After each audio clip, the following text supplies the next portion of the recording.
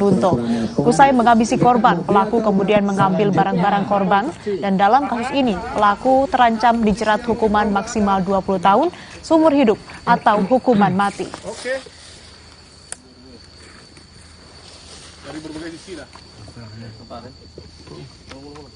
Mereka yang kita laksanakan mulai dari persiapan, dari perencanaan sampai eksekusi sampai pembuangan barang bukti. Ancaman pidananya maksimal 20 tahun dan seumur hidup atau hukuman mati. Saudara, berita duka datang dari tanah air, di mana Muriati Sudibyo, pendiri dari produsen kecantikan kosmetik dan jamu terkemuka asal Indonesia, Mustika Ratu, meninggal dunia pada usia 96 tahun pada pukul 1 hari Rabu dini hari tadi.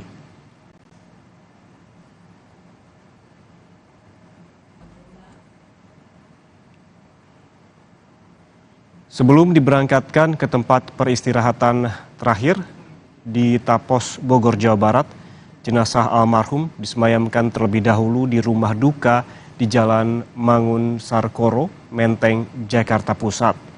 Menurut rencana, jenazah akan dimakamkan di daerah Tapos, Bogor, Jawa Barat. Almarhumah meninggal dunia pada usia 96 tahun.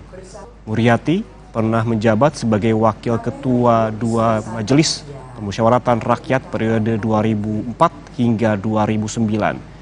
Cucu dari Sri Susuhan Paku Buwono X Keraton Surakarta ini juga merupakan pencetus dari ajang Putri Indonesia pada tahun 1992 silam.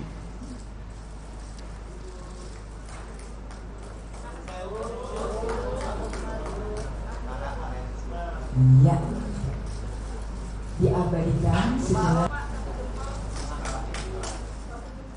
Saudara, informasi tadi sekaligus menutup jumpa kita pagi ini. Kami akhiri Kompas Pagi hari ini. Saya Asri Gunawan. Dan saya Yan Rahman. Terima kasih atas kebersamaan Anda. Sampai jumpa.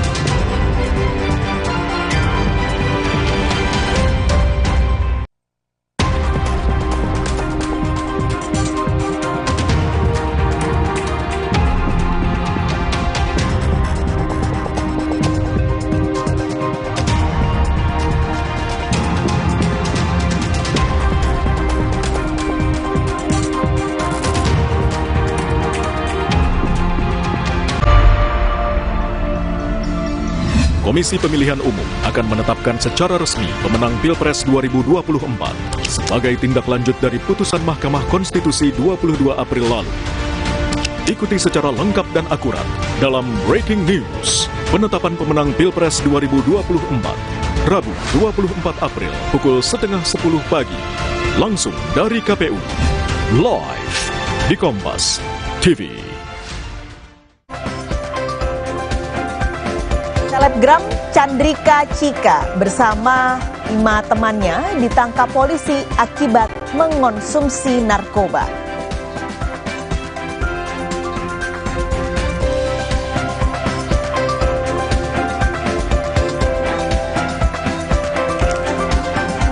Pagi ini, Saudara, KPU akan menetapkan pasangan Prabowo Subianto dan Gibran Rakabuming Raka sebagai Presiden dan Wakil Presiden terpilih di Gedung KPU Jakarta.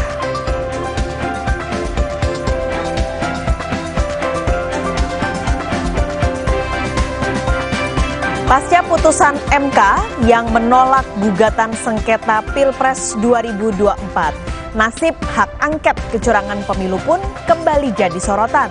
Bagaimana nasib hak angket yang sebelumnya digadang-gadang sebagai jalan politik untuk pembuktian adanya kecurangan di pemilu 2024? Kami akan bahas hari ini di segmen Dialog Khas Sapa Indonesia Pagi.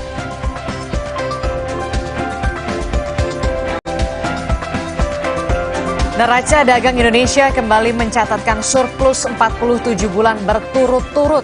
Meski di saat yang sama ekspor Indonesia turun lebih dari 16%.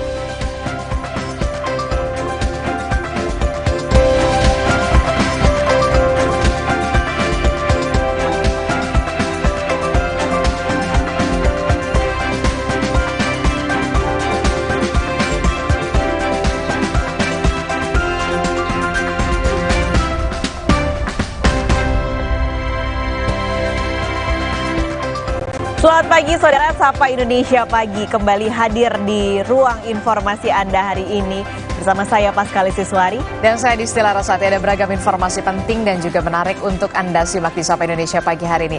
Yang paling menjadi sorotan di pagi hari ini adalah mengakhiri polemik Pilpres Bangun Semangat Persatuan. Karena apa? Karena KPU Republik Indonesia hari ini, saudara, akan menetapkan secara resmi bagaimana penetapan dari pasangan calon.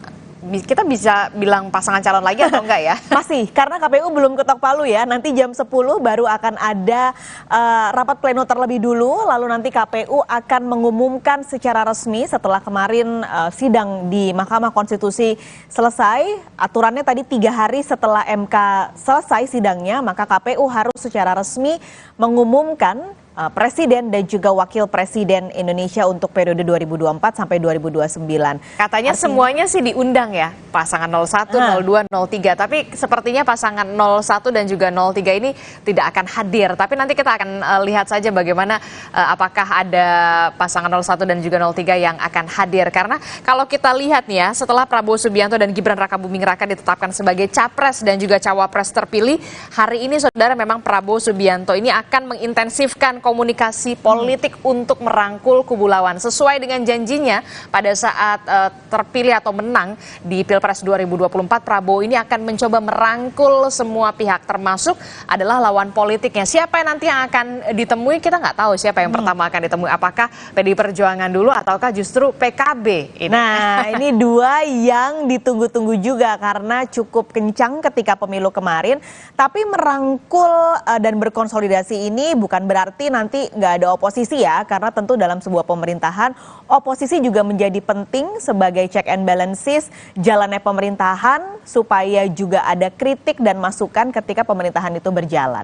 Tentu saja demokrasi yang sehat, pemerintah yang sehat memang harus ada oposisi begitu yang di luar pemerintahan untuk melakukan pengawasan. Tapi yang juga menjadi sorotan kita adalah bagaimana dengan nasib hak angket. Hak angket ini adalah yang juga dulu diwacanakan untuk diajukan sejumlah partai politik di parlemen. Lalu bagaimana nasibnya? Kalau beberapa hari yang lalu sih Ketua Umum PKB Muhaimin Iskandar menyatakan akan berusaha kembali untuk mengajukan hak angket. Kita nggak pernah tahu nanti hak angket ini nasibnya akan seperti apa, karena di jalur konstitusi ini memang sudah jelas ya, putusan MK ini menolak. Tapi bagaimana evaluasi pemilu, apakah benar nanti akan ada hak angket yang diajukan oleh sejumlah partai politik di parlemen? Nanti kita akan bahas dan juga ulas di Sapa Indonesia Pagi kali ini. Tapi sebelum sampai ke situ, saudara, kita ke informasi pertama dulu yang hadir di Sapa Indonesia Pagi hari ini. Ada sebuah mobil pameran di Mall kawasan Kelapa Gading, Jakarta Utara menabrak tembok. Dalam video yang tersebar di media sosial, usai menabrak tembok, seorang bocah laki-laki terlihat dikeluarkan dari tempat kemudi.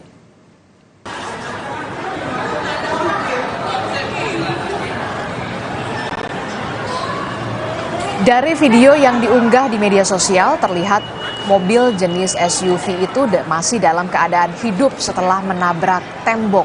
Mobil melaju karena seorang anak bermain di jok kemudi mobil. Diduga bocah ini menginjak gas sehingga mobil melaju hingga menabrak tembok. Beruntung saat mobil melaju tidak ada pengunjung yang tertabrak. Kini kasusnya telah diselesaikan secara kekeluargaan.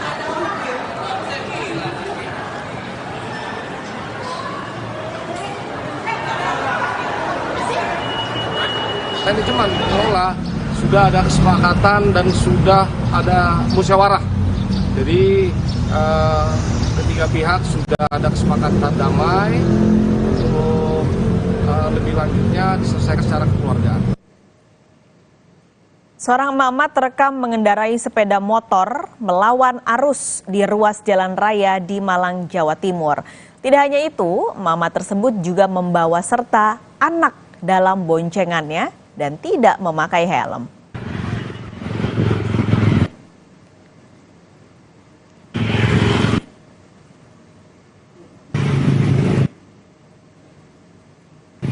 Aksi yang tidak patut ditiru dan membahayakan pengendara lain ini terjadi di Jalan Ahmad Yani, Kecamatan Blimbing, Kota Malang. Mama ini mengendarai motor sambil menggendong anak tanpa mengenakan helm. Polisi sudah melakukan penyelidikan identitas pengendara. Selain memeriksa CCTV, petugas juga sudah menanyai warga sekitar lokasi.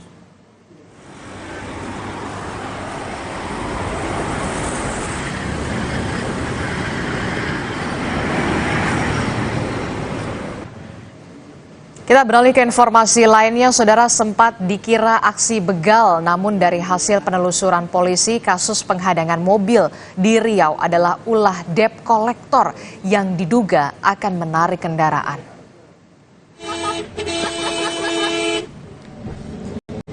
Dalam video amatir yang direkam korban, tampak beberapa orang menggunakan mobil dan juga sepeda motor berupaya menghentikan kendaraan korban di Jalan Yosudarso, Kecamatan Rumbai, Pekanbaru pada hari Senin dini hari. Sempat dikira begal, ternyata pelaku adalah debt collector yang diduga akan menarik kendaraan korban. Polisi sempat menangkap dua pelaku, namun setelah berkoordinasi dengan korban, kasus ini akhirnya berujung damai.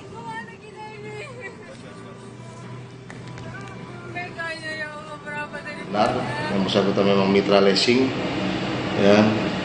Namun yang bersangkutan pada saat bertugas tidak dilengkapi surat tugasnya, ya. Jadi karena korban juga tidak membuat laporan, maka kami lakukan pembinaan dengan membuat surat pernyataan tidak mengulangi perbuatan yang sama dan mengklarifikasi serta melakukan permohonan maaf terhadap korban. Seorang oknum polisi viral setelah videonya beredar. Ia menabrakkan mobilnya ke mobil lain di gerbang tol Binjai beberapa hari lalu. Ini pelanggar nggak bertanggung jawab ya? Lari. Ya, lari. Kasus bermula dari korban yang kehabisan saldo uang elektronik saat hendak keluar tol melalui gerbang tol Binjai. Saat itulah aksi anarkisis terjadi. Mobil korban ditabrak mobil pelaku yang berada di belakangnya. Pelaku yang diketahui berpangkat AKP diduga merasa kesal karena terlalu lama menunggu korban. Korban pun sudah membuat laporan dan polisi masih memeriksa sejumlah saksi. Lari. Ya, lari. Mbak, mau perpanjang terserah. Bisa datang ke sini. Saya saksi ada. Iya. Saya saksi. Enggak, kami kan bagus-bagus. Saya kurang satu. Saya nampak yang ini. Ditabraknya memang sengaja, Bang. Sengaja. Tabrak lari dari jalan tol. HS, oknum polisi yang viral usai menabrakkan mobilnya ke mobil lain di gerbang tol Binjai. Sebelumnya, korban yakni SS sudah lebih dulu dimintai keterangan usai membuat laporan ke Bitpropam Polda Sumut. Awalnya, korban dan AKP HS cekcok dan sepakat bertemu di luar gerbang tol Binjai.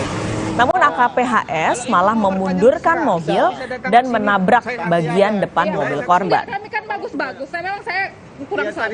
Ya. Hari ini rencananya dilakukan pemeriksaan hari Selasa ya. Dilakukan pemeriksaan terhadap AKP HS dan para saksi-saksi yang lain. Kepada terkait dengan kasus ini, karena mungkin kita tahu ini hanya kesalahpahaman di jalan, Kami mengharapkan juga mungkin ada etikat baik dari kedua belah pihak nanti untuk bisa saling memaklumi, saling memahami, dan kalau ada baiknya bisa mereka berdamai. Kita beralih ke informasi lain, saudara. Seorang bayi berusia 6 hari di kota Surabaya, Jawa Timur diduga dianiaya oleh ayah kandungnya sendiri. Akibat dianiaya, bayi tersebut mengalami luka memar di bagian tubuhnya. Ini minum susu apa, Mbak? Asito. Kasus penganiayaan ini terungkap setelah ibu korban melaporkan ke camat setempat dan dijemput langsung oleh petugas Dinas Pemberdayaan Perempuan dan Perlindungan Anak. Mendapat laporan, petugas kemudian membawa bayi tersebut ke Rumah Sakit Bayangkara Surabaya untuk divisum dan dilakukan perawatan. Berdasarkan pengakuan ibu korban, suaminya diduga kerap melakukan kekerasan sejak mengandung. Sementara bayi yang menjadi korban penganiayaan telah dibawa ke Rumah Sakit Bayangkara Surabaya untuk menjalani rawat jalan. Itu membekas sampai biru, kehitaman seperti itu. Kemudian infonya juga dilempar ke kasur. Beberapa kali dilakukan juga kepada ibunya. Jadi pada saat hamil 7 bulan, ibu ini juga sudah mendapatkan KDRT dari suaminya. Sebanyak 40 reka ulang adegan kasus pembunuhan ex calon siswa TNI digelar Polres Sawah Lunto bersama Pom Lantamal 2 Padang. Reka ulang ini dimulai dari perencanaan yang dilakukan Serda Pom Adan Ariel Marsal hingga proses eksekusi yang dilakukan bersama rekannya Muhammad Alfian Adrian. Dari reka ulang yang dilakukan, terungkap korban dibunuh dengan cara ditikam sebanyak 3 kali di kawasan menuju wisata Danau Biru, Kecamatan Talawi, Kota Sawah Lunto.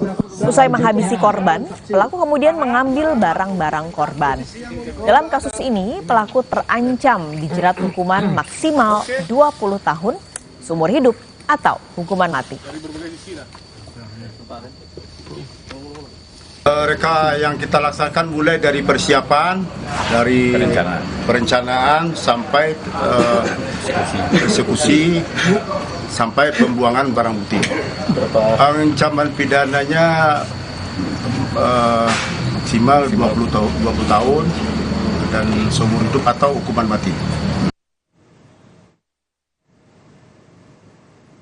Kita beralih ke informasi lain, saudara. 2 orang perempuan yang kesehariannya sebagai pedagang lumpia di Bandung, Jawa Barat dijadikan kurir sabu oleh sang suami.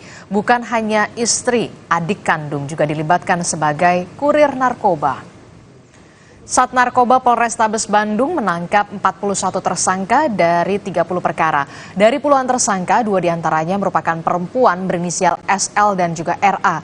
Tersangka SL dijadikan kurir sabu oleh suaminya berinisial RB yang saat ini masih diburu oleh petugas. Sementara tersangka RA bernasib sama, dijadikan kurir narkoba oleh kakak kandungnya sendiri.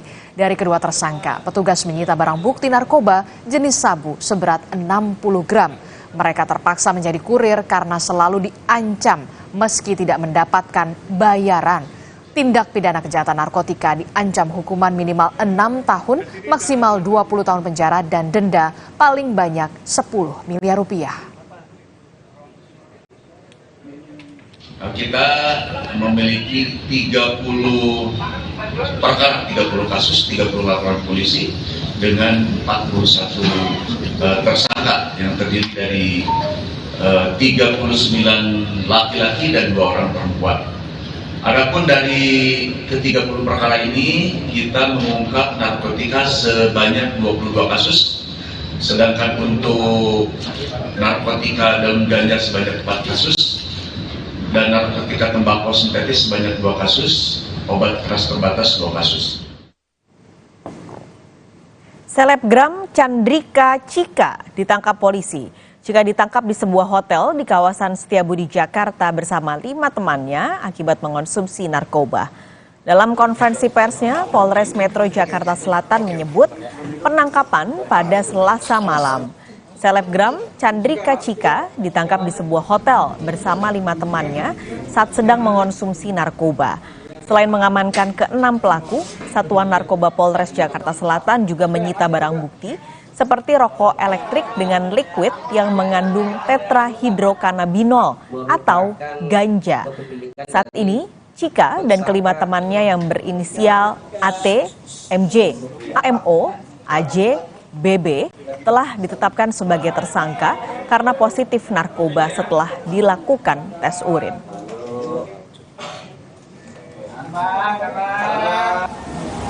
Empat orang yang kita temukan positif narkoba jenis ganja, kemudian ada 2 orang juga yang positif metamfetamin. Baik, perlu kami sampaikan bahwa memang berdasarkan hasil penyidikan dan pemeriksaan terhadap para tersangka, itu memang mereka ini adalah grup pertemanan. Jadi memang sengaja untuk ke hotel tersebut yang berada di TKP tersebut dengan tujuan memang biasa berkumpul-kumpul di sana. Ini grup pertemanan mereka. Mengenalkan narkotika itu sudah 1 tahun lebih, ya kalau jadi sudah 1 tahun lebih untuk mengenal narkotika.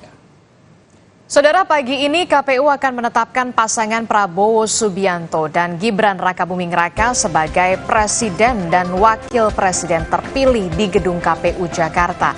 Kami akan kembali dengan laporan langsungnya, jadi jangan kemana-mana.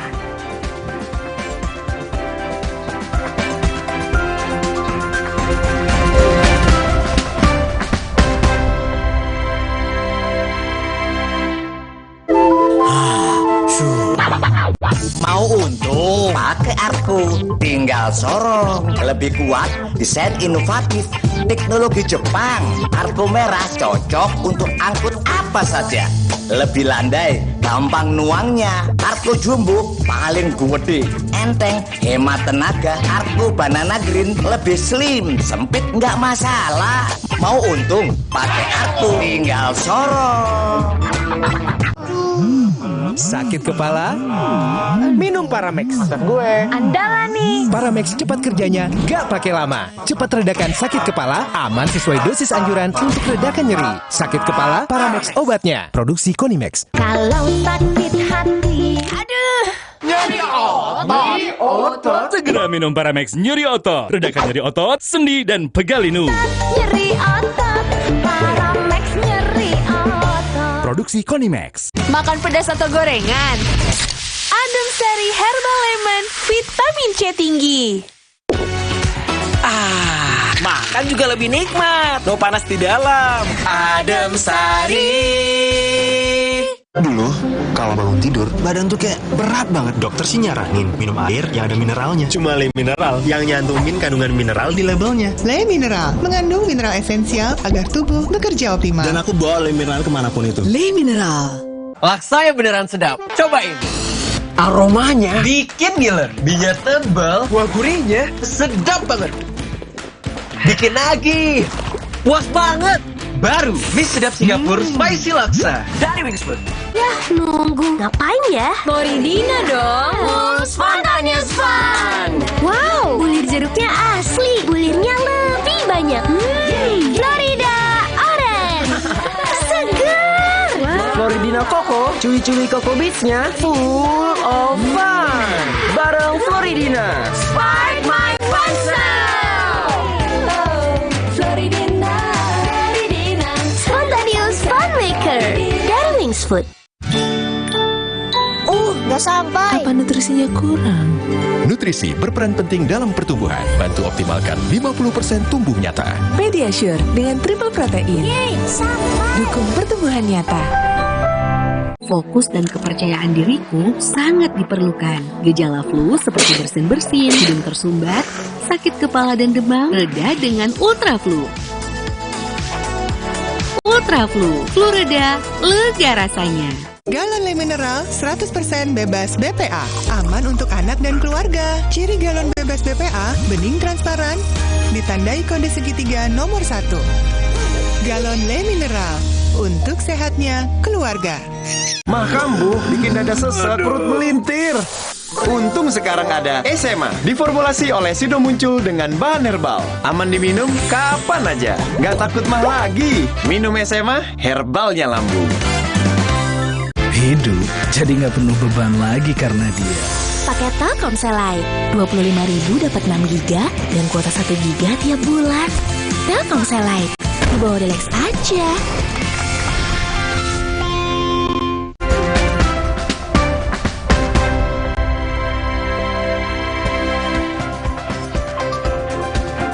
Saudara Prabowo Subianto dan Gibran Rakabuming Raka akan ditetapkan menjadi presiden dan wakil presiden terpilih oleh Komisi Pemilihan Umum hari ini. KPU telah mengundang pihak-pihak terkait mulai dari partai politik hingga pemerintah untuk menghadiri penetapan presiden dan wakil presiden terpilih di kantor KPU Rabu pagi. KPU juga mengundang Paslon 01 Anies Baswedan dan Muhaimin Iskandar, serta Paslon 03, Ganjar Pranowo dan Mahfud MD. Namun KPU belum dapat memastikan kehadiran Paslon Anies Muhaimin dan juga Ganjar Mahfud.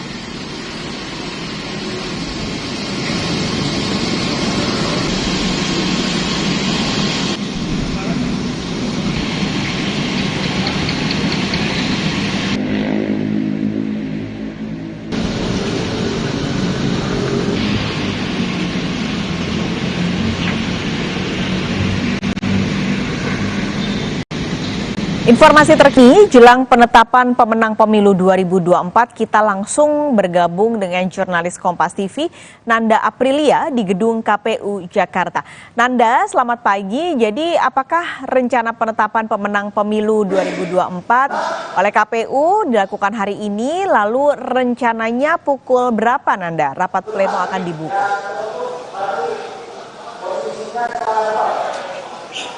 Selamat pagi Adisti dan juga saudara, masih sesuai dengan jadwal atau rencana bahwa untuk agenda penetapan Capres dan Cawapres terpilih 2024 akan digelar hari ini, nanti sekitar pukul 10 pagi, yakni akan digelar di kantor KPU RI, tepatnya di Aula kantor KPU RI lantai 2. Kemudian Adisti dan juga saudara, berbicara untuk agenda hari ini, tentu ada serangkaian hal-hal yang mendukung, salah satunya adalah dari sisi pengamanan. Kalau kami bisa gambarkan di sini Adisti, jelang kurang lebih 3 jam menuju acara, kami melihat pengamanan kian diperketat dari berbagai sisi. Untuk sisi depan kantor KPU RI sendiri ataupun di area sekitar KPU RI. Kita akan gambarkan untuk di depan kantor KPU RI, seperti yang bisa didengar saat ini Adisti, ini sayup-sayup di mana Kapolres Jakarta Pusat tengah memimpin pasukan untuk melakukan apel gabungan untuk pengamanan yang akan dikerahkan. Karena kalau tadi kami melihat memang untuk sisi depan kantor KPU RI sendiri ini sudah steril, artinya sudah diterapkan rekayasa lalu lintas, di mana tadi di Jalan Imam Bonjol, tepatnya di depan kantor KPU RI sendiri memang ini sudah ditutup, bahkan sejak Selasa kemarin malam. Jadi artinya dari Taman Suropati menuju ke Bundaran HI untuk melewati ruas Imam Bonjol ini sudah tidak bisa diakses kembali maupun juga sebaliknya. Nah, kalau dari sisi dalam, Adisti dan juga saudara, tepatnya di tempat kami melaporkan saat ini atau sisi halaman kantor KPU RI, memang tampak sudah ada berbagai pengamanan gabungan. Bahkan kami melihat di sini sudah ada beberapa kendaraan taktis yang diparkirkan di halaman KPU RI. Bahkan tadi kurang lebih sekitar 10 menit yang lalu kami melihat juga personil yang membawa K9 masuk ke aula di lantai 2, tentu untuk mensterilisasikan, karena untuk sampai dengan saat ini awak media pun masih belum diperkenankan untuk naik ke atas untuk melihat situasi di atas karena sifatnya ini masih steril. Nah, Adisti dan juga saudara, terkait dengan agenda hari ini tentu menjadi agenda yang ditunggu-tunggu juga setelah panjangnya rangkaian Pilpres 2024, dimulai dari penetapan calon, debat Cawapres dan Cawapres sendiri yang beriringan dengan masa kampanye, hingga kemarin kita tahu bahwa baru saja usai terkait dengan sengketa Pilpres 2024 di Mahkamah Konstitusi. Hari ini merupakan tenggat waktu terakhir sebenarnya, karena KPU sendiri menurut peraturan PKPU nomor 6 tahun 2023 ini memiliki aturan, yakni setidaknya memiliki 3 hari setelah putusan Mahkamah Konstitusi dilayangkan. Artinya kalau kemarin Mahkamah Konstitusi sudah melakukan putusan di tanggal 22 April 2024, hari ini merupakan hari yang terakhir. Kemudian nanti apa saja agendanya, Adisti? Ada beberapa serangkaian agenda secara garis besarnya memang nanti akan dibuka oleh rapat pleno terbuka yang dimana ini akan dipimpin langsung oleh Ketua KPU RI Hasyim Asy'ari.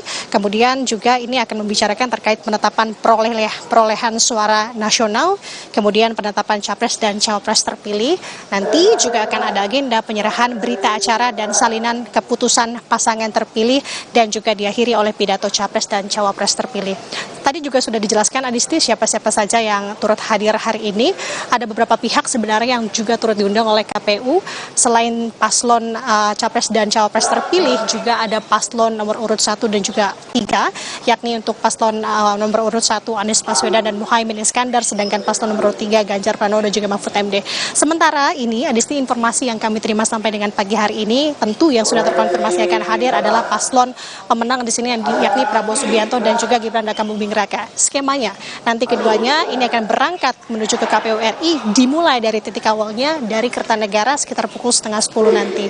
Kemudian kalau informasi yang kami terima untuk paslon lainnya, khususnya di sini untuk paslon 1 terlebih dahulu Anies Baswedan dan Muhaimin Iskandar, memang keduanya kami terima informasi bahwa memang masih belum mendapatkan undangan dari KPU RI. Bahkan salah satu di antara mereka, Anies Baswedan, baru mendapatkan undangan pada pagi hari ini. Kemudian apakah hadir atau tidak, memang ini sifatnya masih dinamis ataupun masih tentatif.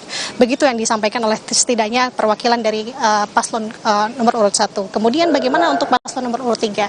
Sejauh ini masih sama alasannya, Adisti, bahwa penuturannya memang sampai dengan pagi hari ini masih belum mendapatkan undangan dari KPU RI. Bahkan informasinya juga kalau untuk posisinya di sini Capres Ganjar Pranowo ini berada di luar Jakarta atau tepatnya berada di Yogyakarta. Secara garis besar memang kemungkinannya ini tidak hadir di agenda penetapan Capres dan Cawapres terpilih pada pagi hari ini. Nah, selain itu juga tadi disampaikan juga, Adisti, siapa-siapa saja selain dengan paslon, ada dari lembaga negara, di sini juga dari unsur pemerintahan juga diundang, tadi juga ada presiden disebutkan juga turut diundang di sini. Benar sekali, karena kalau melihat situasi per pagi hari ini sifatnya juga masih tentatif sebenarnya, Adisti. Karena presiden sendiri per pagi ini juga terjadwal ada agenda yang memang harus didatangi. Jadi terkait dengan bagaimana jalannya hari ini, tentu kita akan saksikan bersama dan juga tunggu, karena agenda akan dimulai nanti sekitar pukul 10 pagi, Adisti. Oke, jadi masih ada kemungkinannya dari yang diundang belum bisa dikonfirmasi apakah akan hadir atau tidak di KPU pada hari ini. Terima kasih, jurnalis Kompas TV Nanda Aprilia.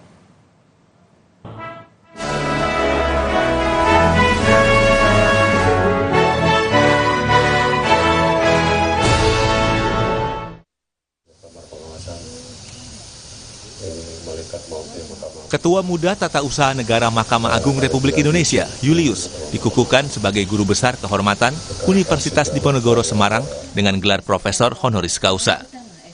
Prosesi pengukuhan Profesor Honoris Causa Universitas Diponegoro kepada Ketua Muda Tata Usaha Negara MA Julius dimulai dengan peresmian pilar cendikia Undip atas nama Profesor Honoris Causa Dr. H. Julius SHMH di lingkungan kampus Undip Semarang yang dihadiri Rektor Undip Profesor Yos Johan Utama dan Ketua Mahkamah Agung Muhammad Syarifuddin.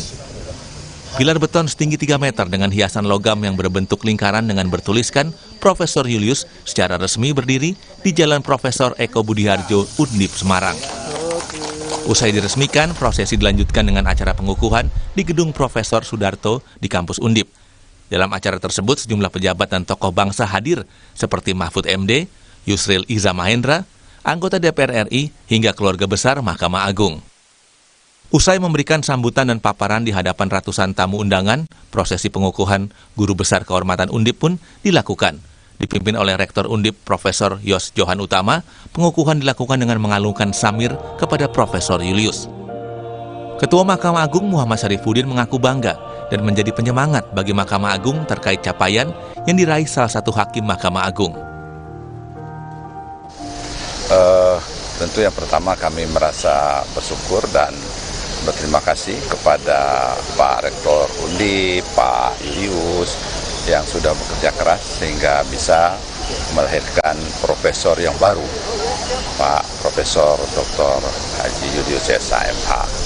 Ini merupakan kebanggaan bagi Mahkamah Agung. Sementara itu, Ketua Muda Tata Usaha Negara Mahkamah Agung, Julius, mengaku bersyukur atas kepercayaan yang diberikan oleh Undip Semarang.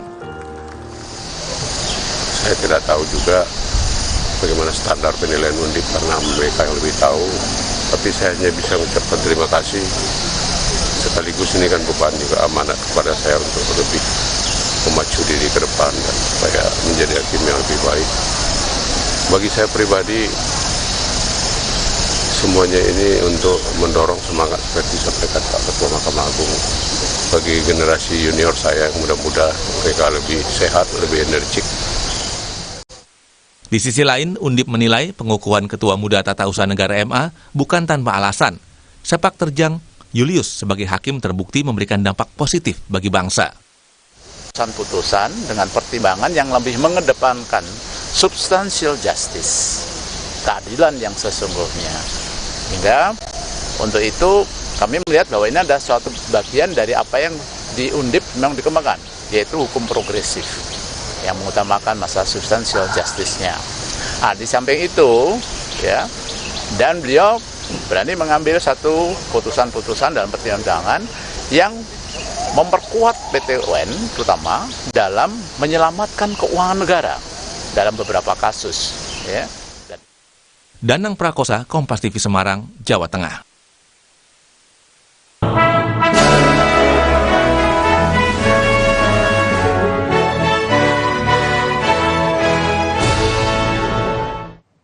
Pasca putusan MK yang menolak gugatan sengketa Pilpres 2024, nasib hak angket kecurangan pemilu pun kembali jadi sorotan. Bagaimana nasib hak angket yang sebelumnya digadang-gadang sebagai jalan politik untuk pembuktian adanya kecurangan di pemilu 2024? Simak perbincangannya bersama Adisti Larasati usai jeda.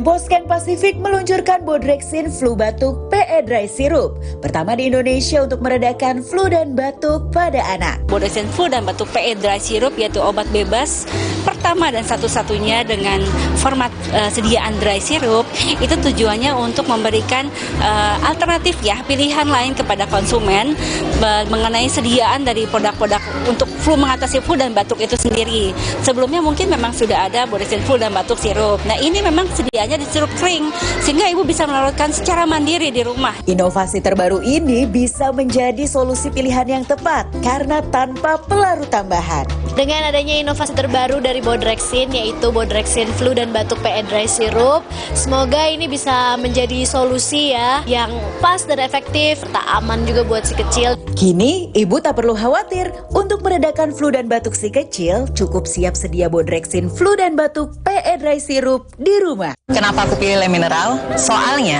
cuma ini nih yang masih ada segelnya. Debu jadi nggak akan masuk di sela-sela tutup botolnya. Benar, Le Mineral disegel secara khusus sehingga terjamin kebersihannya. Le Mineral. Nggak sampai. Apa nutrisinya kurang? Nutrisi berperan penting dalam pertumbuhan. Bantu optimalkan 50% tumbuh nyata. Pediasure dengan triple protein. Yeay, sama. Dukung pertumbuhan nyata. Hidup jadi nggak penuh beban lagi karena dia. Paket Telkomsel Lite, 25.000 dapat 6 GB dan kuota 1 GB tiap bulan. Telkomsel Lite, di bawah Delex aja. Fokus dan kepercayaan diriku sangat diperlukan. Gejala flu seperti bersin-bersin, hidung tersumbat, sakit kepala dan demam, reda dengan Ultra Flu. Ultra Flu, flu reda, lega rasanya. Laksanya beneran sedap, cobain. Aromanya bikin ngiler, binya tebal, kuah gurihnya sedap banget. Bikin lagi, puas banget. Baru mie sedap Singapura Spicy Laksa dari Wingsfood.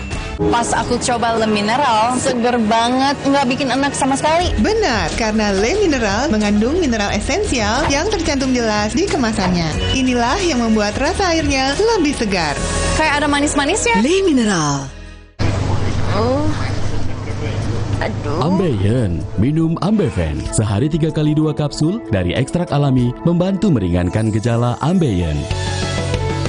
Atasi Ambeien dengan Ambeven. Diproduksi oleh Medicon.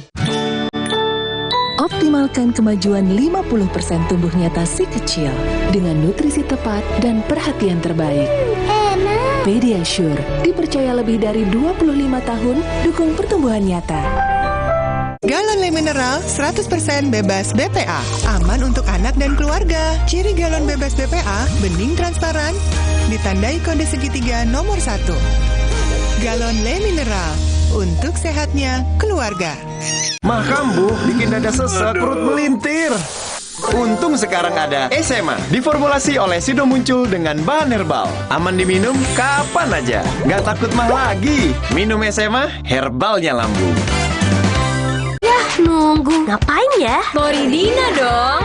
Spontaneous Fun. Wow, bulir jeruknya asli. Bulirnya lebih banyak. Florida Orange. Segar. Floridina Coco, cuy-cuy Coco Beats-nya full of fun. Bareng Floridina. Spark my fun sound. Floridina. Spontaneous Fun Maker dari Wings Food.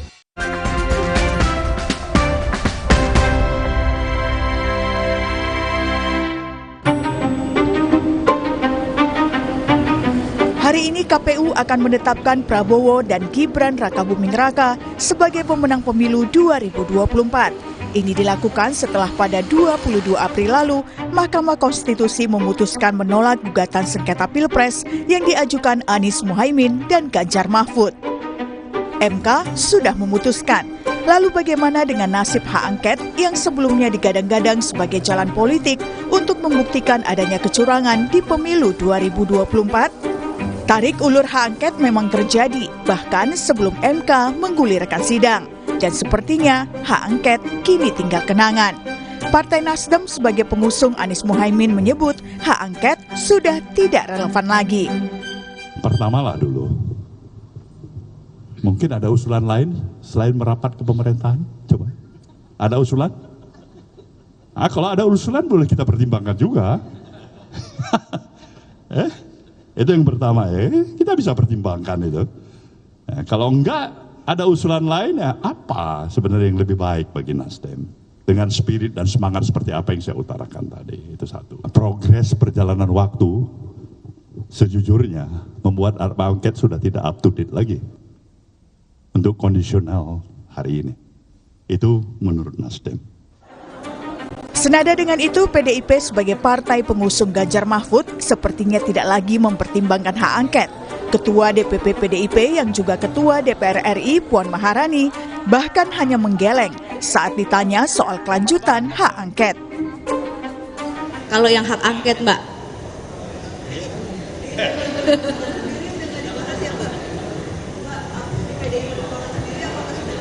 Soal hak angket ini karena kan sempat mengemuka di awal masa sidang ini, Mbak.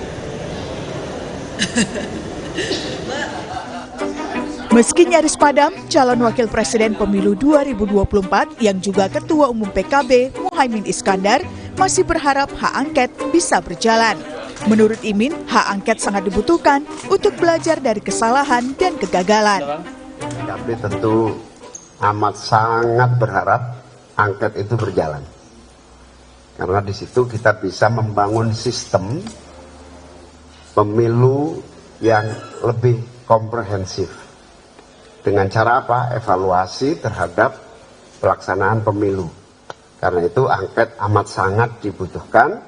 Jangan salah, tidak untuk menyerang atau mengkritisi pemerintah, tetapi untuk membangun sistem pemilu yang belajar dari kegagalan dan kesalahan yang ada. Lalu, benarkah hak angket hanya akan tinggal kenangan? Tim Liputan, Kompas TV. Saudara, pasca putusan MK yang menolak gugatan sengketa Pilpres 2024, nasib hak angket kecurangan pemilu pun kembali menjadi sorotan.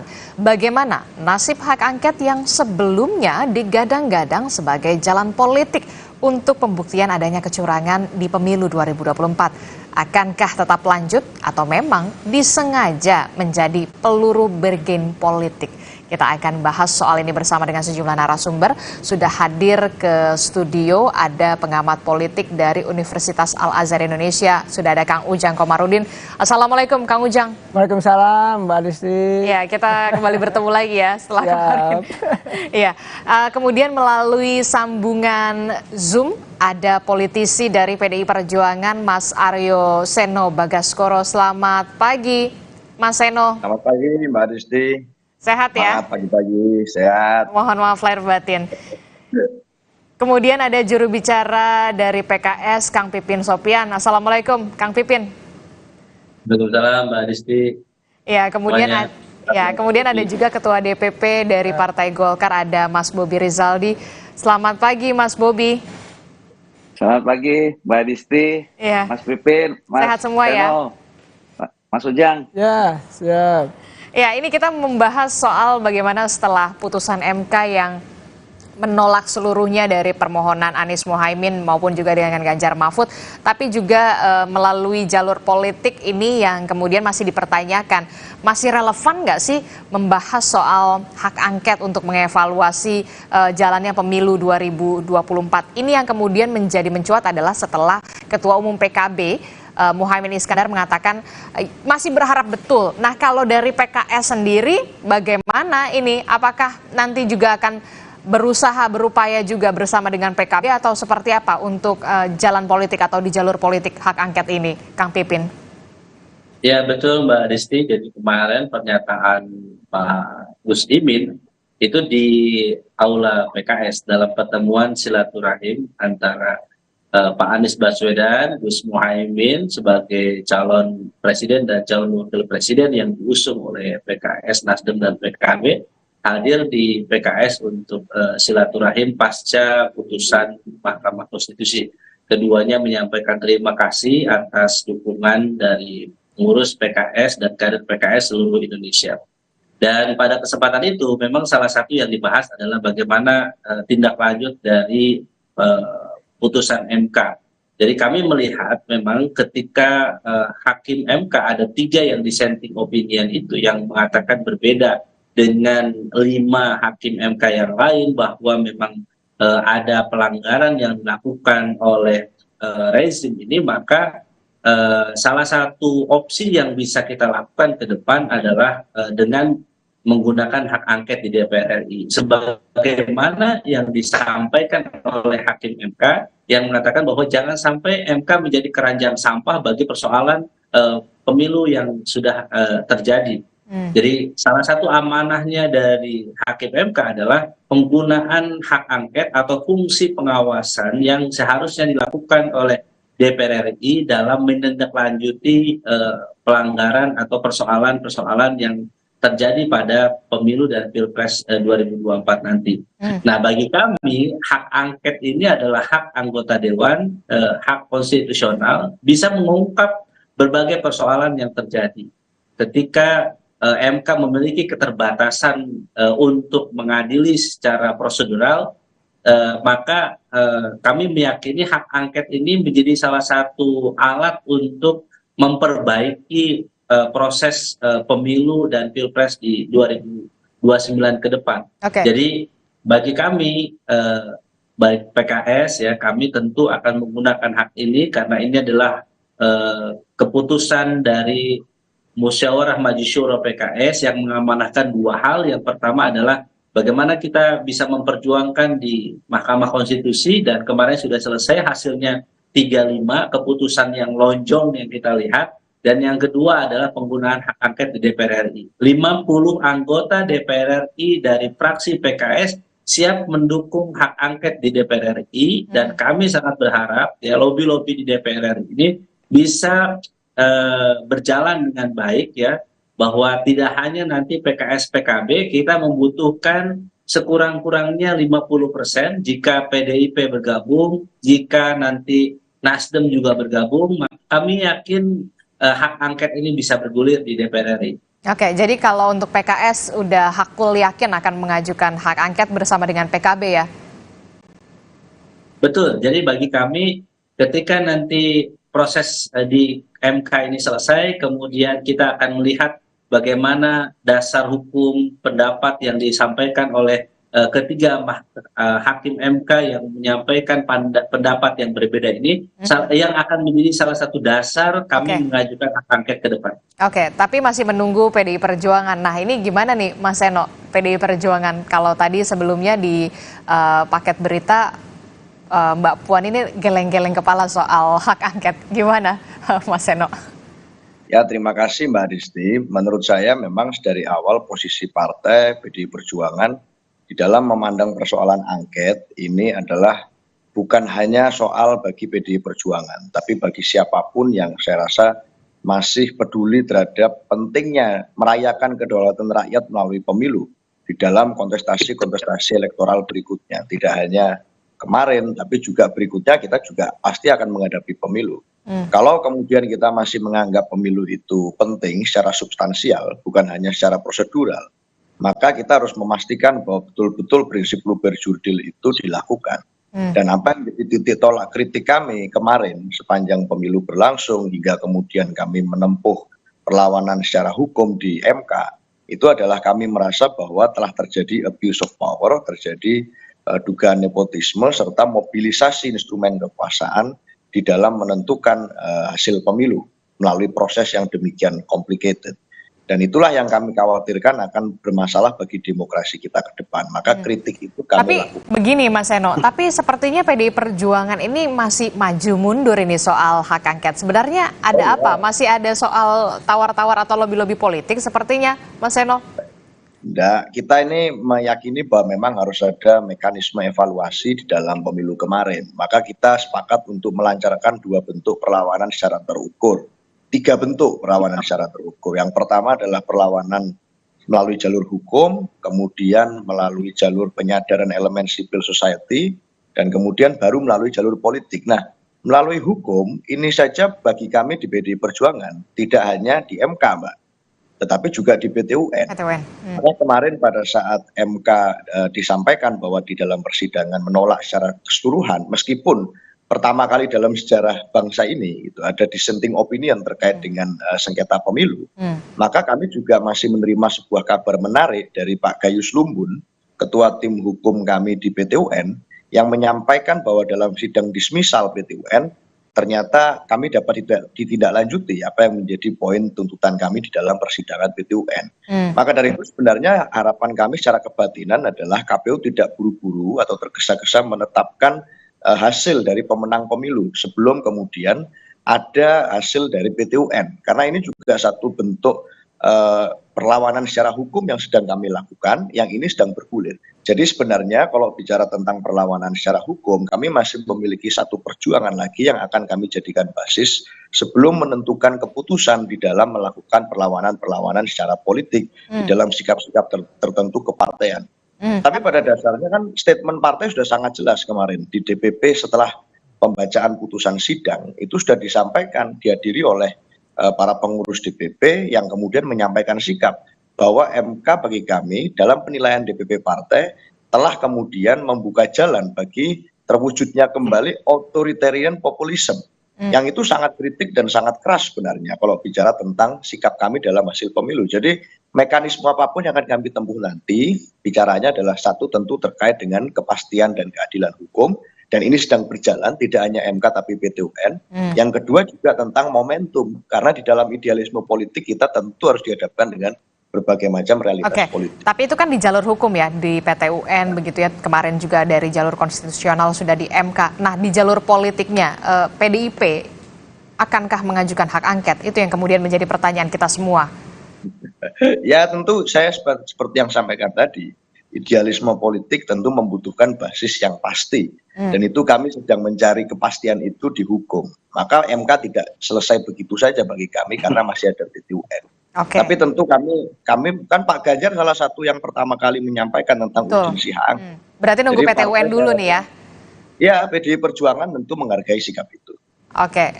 Saya ke Mas Bobi deh. Mas Bobi, ini gimana nih? Nampaknya masih ada semangat-semangat yang kemudian kembali membara setelah Ketua Umum PKB ini berharap masih ada untuk mengajukan hak angket begitu. Kalau Anda melihatnya masih relevan nggak sih?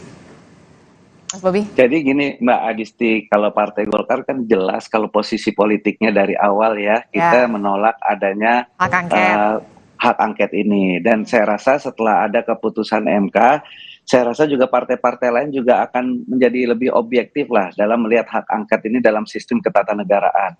Maksudnya secara substansi, apa yang mau diangketkan? Hampir semua substansi itu sudah dijawab dengan keputusan-keputusan MK. Dan keputusan MK itu di dalam konstitusi pasal 24 ayat C itu sudah jelas. Itu adalah putusan pertama dan final yang terakhir, termasuk soal perselisihan pemilu. Misalkan mau ditanya yang lain lagi, misalkan untuk untuk lebih baik sistem demokrasinya, itu kan bukan pakai hak angket, itu bisa saja nanti dalam prolegnas untuk undang-undang pemilu yang dari tahun 2014 perlu dirubah, yaitu nanti dirubahnya, atau dengan rapat dengan mitranya di Komisi 2, itu kan bisa, adalah sistem-sistem yang ada di dalam Komisi 2. Jadi saya merasa partai-partai pasti akan lebih realitas dan objektif lah melihat landscape keadaan politik setelah pasca putusan MK ini. Saya kan nggak tahu apakah memang sudah menjadi sikap partai masing-masing yang tadinya mengusungkan. Kan ini kan masih abu-abu, jadi lebih baik kita sekarang sama-sama membangun sajalah. Jadi tidak perlu lagi hak angket menyelesaikan. Misalkan mau diteruskan ini apa yang mau diken KPU-nya berdasarkan undang-undang pemilunya ya, KPU-nya nanti tidak perlu pakai hak angket, pakai dalam raker pengawasan saja biasa. Kalau mau lebih merubah undang-undangnya, nah kita kan sudah ada, nanti masukkan saja prolegnas di periode berikutnya kalau perlu.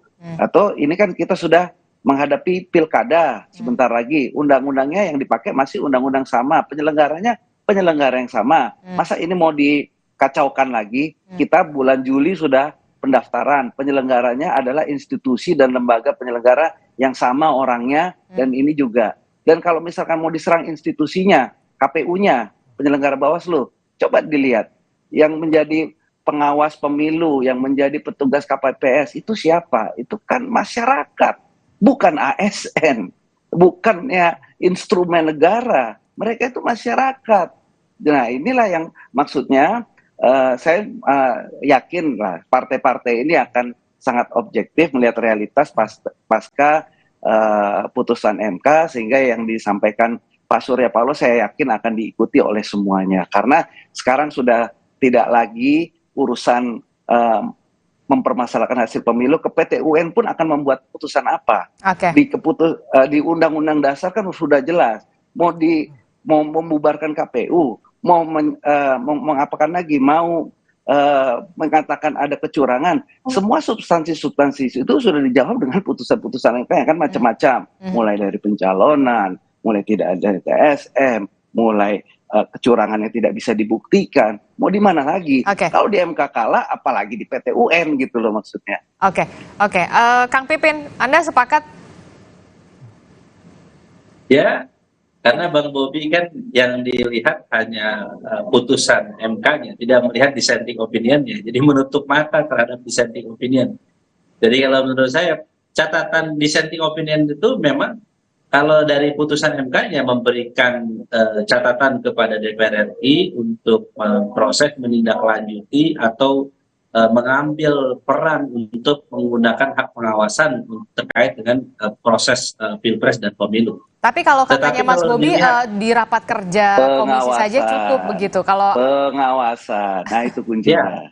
Dan fungsi pengawasan itu memang punya level tersendiri ya. Ada RDPU, kemudian ada hak interpelasi, ada hak angket. Kalau misalnya ada dugaan terhadap pelanggaran, bukan lagi RDPU atau hak interpelasi, tetapi di situ harusnya adalah hak angket, karena memang ada dugaan pelanggaran itu. Dan itu juga yang disampaikan oleh 3 hakim yang menyampaikan dissenting opinion kemarin.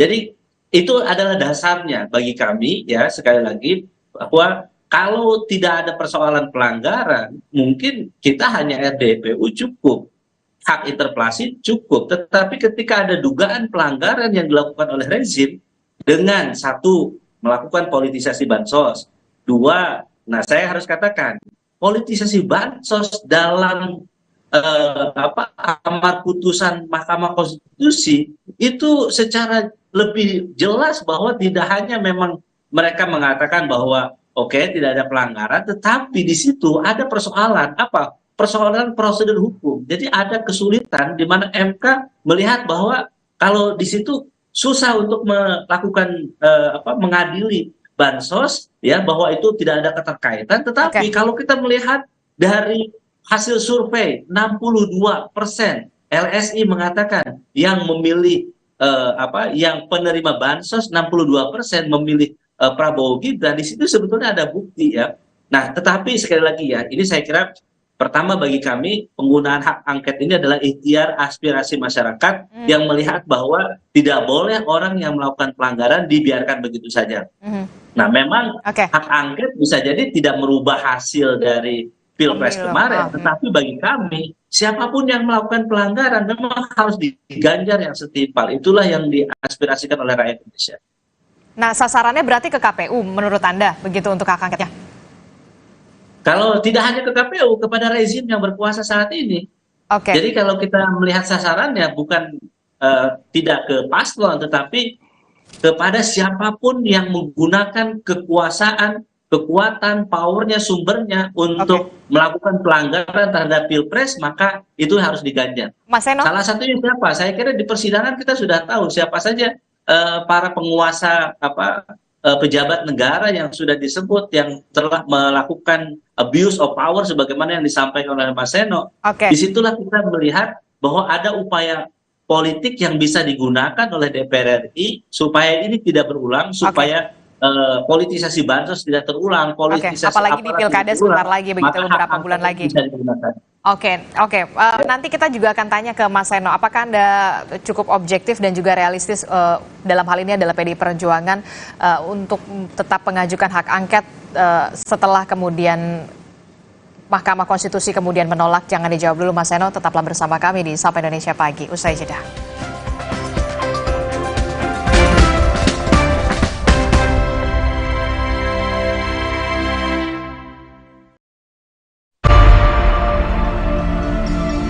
Komisi Pemilihan Umum akan menetapkan secara resmi pemenang Pilpres 2024 sebagai tindak lanjut dari putusan Mahkamah Konstitusi 22 April lalu.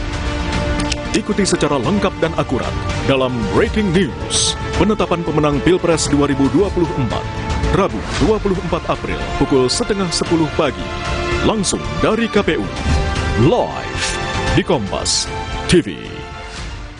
Dulu, kalau bangun tidur, badan tuh kayak berat banget. Dokter sih nyaranin minum air yang ada mineralnya. Cuma Le Mineral yang nyantumin kandungan mineral di labelnya. Le Mineral mengandung mineral esensial agar tubuh bekerja optimal. Dan aku bawa Le Mineral kemanapun itu. Le Mineral.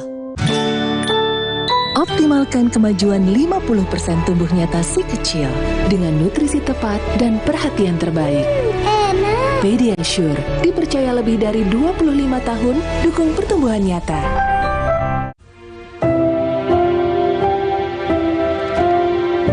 Ibu memang selalu ingin yang terbaik buat aku.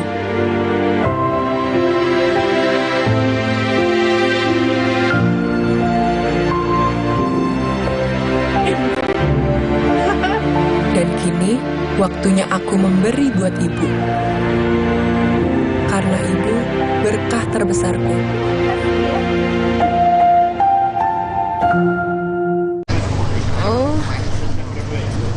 Ambeien, minum Ambeven. Sehari 3 kali 2 kapsul dari ekstrak alami membantu meringankan gejala Ambeien. Atasi Ambeien dengan Ambeven. Diproduksi oleh Medicon.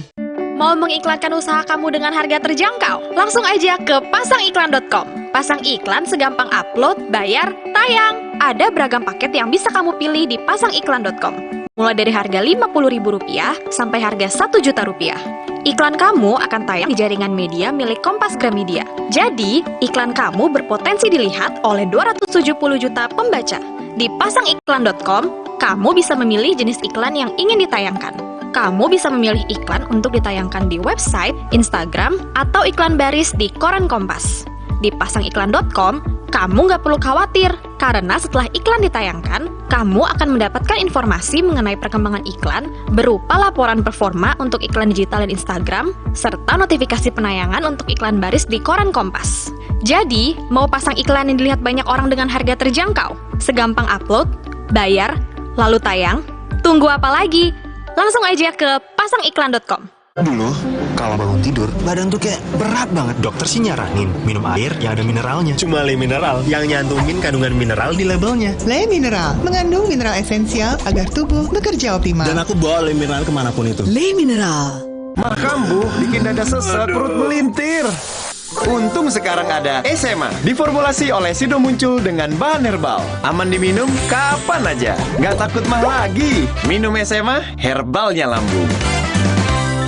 Kata orang, gue itu si paling kerja, penting seharian, tiba-tiba sakit kepala. Oskadon, oke buat sakit kepala. Bekerja aktif di pusatnya, dapat diminum sebelum makan, tanpa ngantuk. Oskadon, solusi oke, sakit kepala. Pancenoye.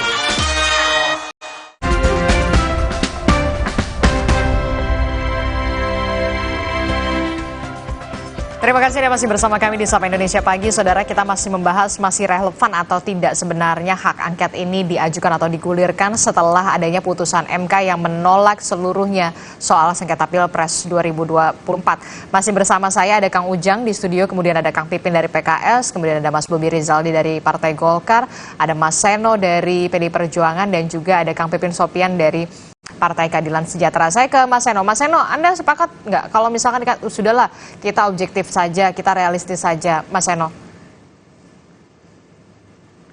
Mas Seno, audionya?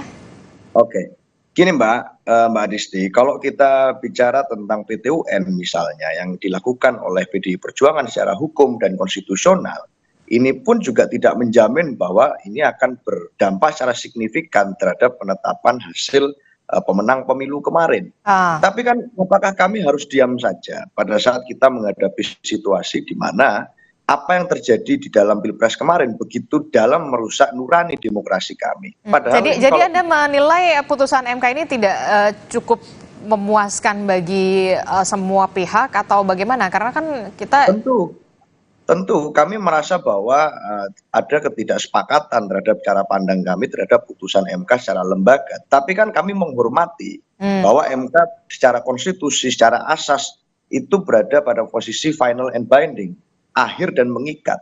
Kami menghormati posisi MK itu. Tetapi kalau kemudian kami berbeda pendapat atau merasa tidak sepakat dengan apa yang menjadi putusan akhir, yang mana kami tentu merasa kecewa adanya penolakan secara keseluruhan atas tuntutan kami maupun tim 01.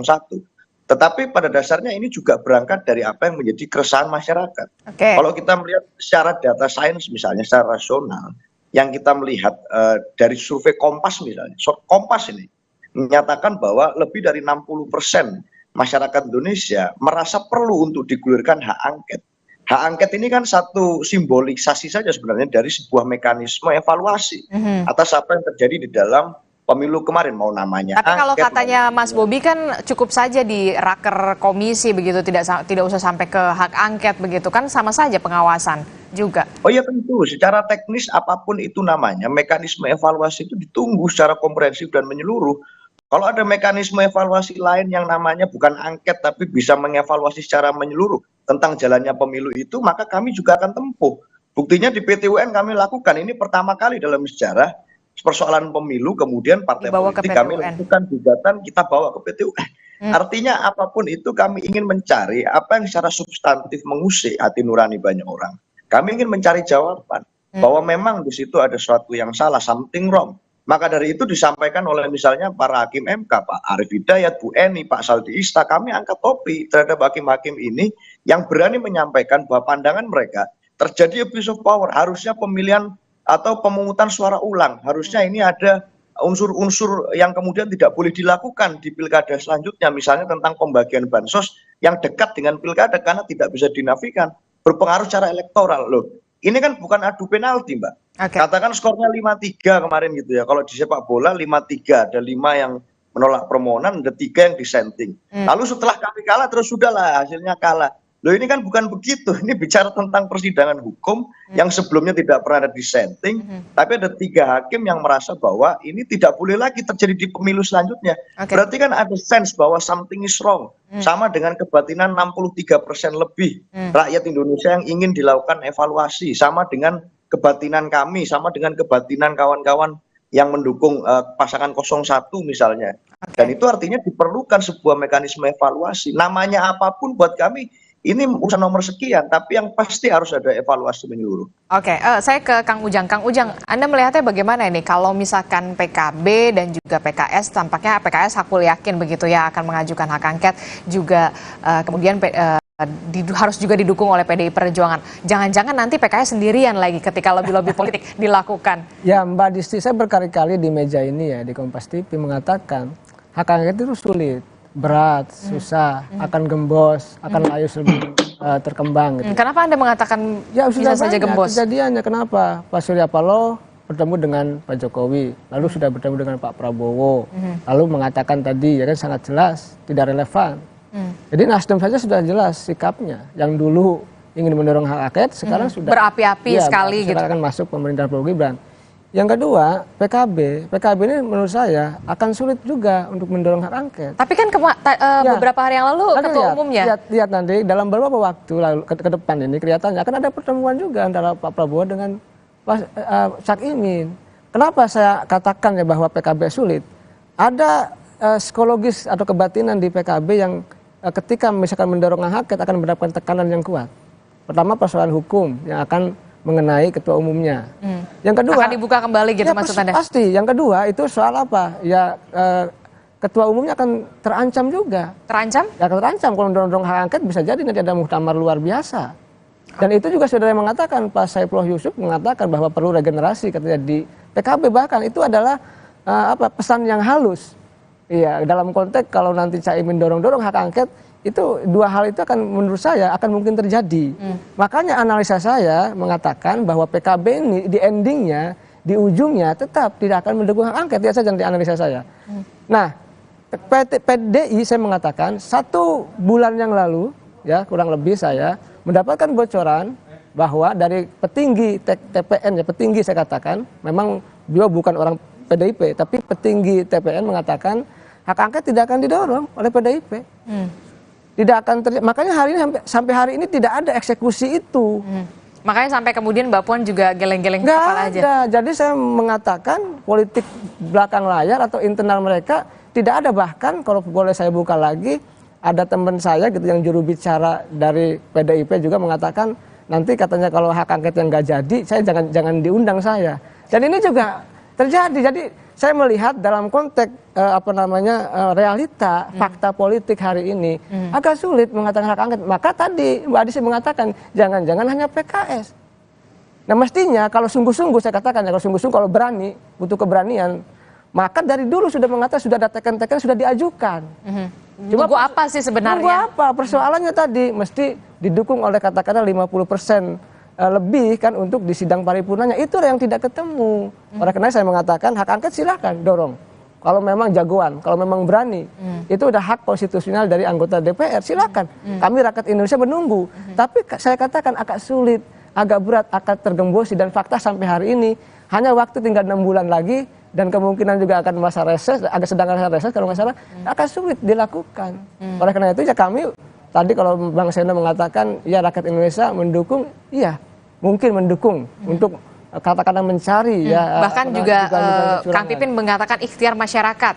Ya silakan, tapi dalam konteks hari ini saya melihat agak sulit, berat, dan sesuai dengan prediksi saya di tempat ini juga, di meja ini juga di Kompas TV mengatakan akan sulit. Dan ini menjadi pertaruhan saya juga Mbak Adisti sebagai analis politik ya, untuk melihat bahwa secara objektif fakta-fakta mengindikasikan bahwa agak sulit, agak berat untuk mengeksekusi hak angket ini, begitu. Maka tadi kelihatannya yang akan mendorong PKS, saya melihat begitu. Tapi PKS pun belum mengajukan juga, karena butuh 2 fraksi. Apakah PKB mendorong? Saya tidak yakin. Gimana nih Kang Pipin? Ya, kami pahami itu ya, bahwa realitas di DPR RI itu bahwa kekuatan politik saling intervensi atau interlocking politik yang sering terjadi Dan itu realitas yang kami rasakan. Selama kami kurang lebih 10 tahun menjadi oposisi di pemerintahan Pak Jokowi ini, ya memang realitasnya ketika ada persoalan, misalnya kami mengajukan angket terkait utang negara yang begitu besar, hak angket di Jiwasraya, hak angket terkait dengan persoalan-persoalan bangsa, terkait hak hidup, hajat orang banyak. Memang karena ketimpangan ya partai pendukung pemerintah dan partai di luar pemerintah, sehingga upaya oposisi, partai oposisi seperti PKS ini biasanya terhenti di realitas dukungan dua fraksi yang harus mengajukan kepada pimpinan DPR RI terkait hak angket ini. Tetapi sebagai ikhtiar, ya, sebagai partai di luar pemerintahan, ya berharap boleh saja begitu ya. Aspirasi dan mayoritas rakyat Indonesia, sebagaimana di survei Litbang Kompas bahwa 60% lebih mereka menghendaki hak angket, maka kami akan menyuarakan aspirasi itu. Kami akan berusaha sebisa kami untuk bahwa hak angket ini jalan yang harus kita tempuh kalau kita ingin meluruskan jalan demokrasi yang saat ini bengkok. Inilah persoalannya. Jadi kalau kita membiarkan, seakan-akan pelanggaran ini biarkan saja terjadi gitu. Tapi kami ingin meluruskan itu. Ya. Untuk meluruskan itu memang tidak bisa hanya menggunakan suara kami di media, tetapi harus ada alat. Nah, hak angket ini salah satu alatnya. Dan makanya kami mengajak keberanian ya untuk para anggota dewan dari lintas fraksi. Kita lihat bagaimana Tapi nanti bagaimana, maaf Kang Pipin saya potong, tapi bagaimana kemudian ketika nanti akhirnya PKB diajak oleh kubu Prabowo Gibran begitu ya, bisa saja kemudian tergembosi dalam tanda kutip begitu, Kang Pipin? Ya tentu kami menghormati pilihan-pilihan masing-masing partai, karena kami tidak bisa mengintervensi keputusan masing-masing partai untuk menggunakan hak angket atau tidak. Kami punya 50 anggota fraksi di DPR RI dari total 575 anggota dewan. Tentu 8% ini kurang dari untuk mengajukan hak angket. Tetapi sekali lagi bagi kami ingin menuntaskan ya, semua aspirasi masyarakat itu salurannya lewat PKS. Kami tidak menghendaki adanya yang disebut sebagai defisit demokrasi. Ketika dana negara dikeluarkan untuk pemilu begitu besar, tetapi kemudian para elit ini hanya menggunakan cara berpikir elit dan mengabaikan cara berpikirnya masyarakat. Jadi banyak persoalan yang terjadi pasca pemilu ini, bansos dikeluarkan, kemudian harga-harga sembako mahal, telur mahal, beras mahal, kemudian utang negara kita semakin membumbung, ya. Dan itu memang kami sadari bahwa kalau sistem yang kemarin, kebijakan yang dikeluarkan oleh pemerintah ya terjadi tanpa melihat bagaimana dampaknya, inilah yang kita rasakan. Kurs rupiah kita melemah, ya, harga-harga meningkat, pengangguran terjadi di mana-mana. Jadi kami melihat ada kebijakan yang sembrono, tiba-tiba dengan arogan memindahkan dari Jakarta ke Kalimantan. Baik Mas Bobi. Persoalan yang sebetulnya satu paket yang kita lihat untuk mengekalkan kekuasaan dengan cara apapun.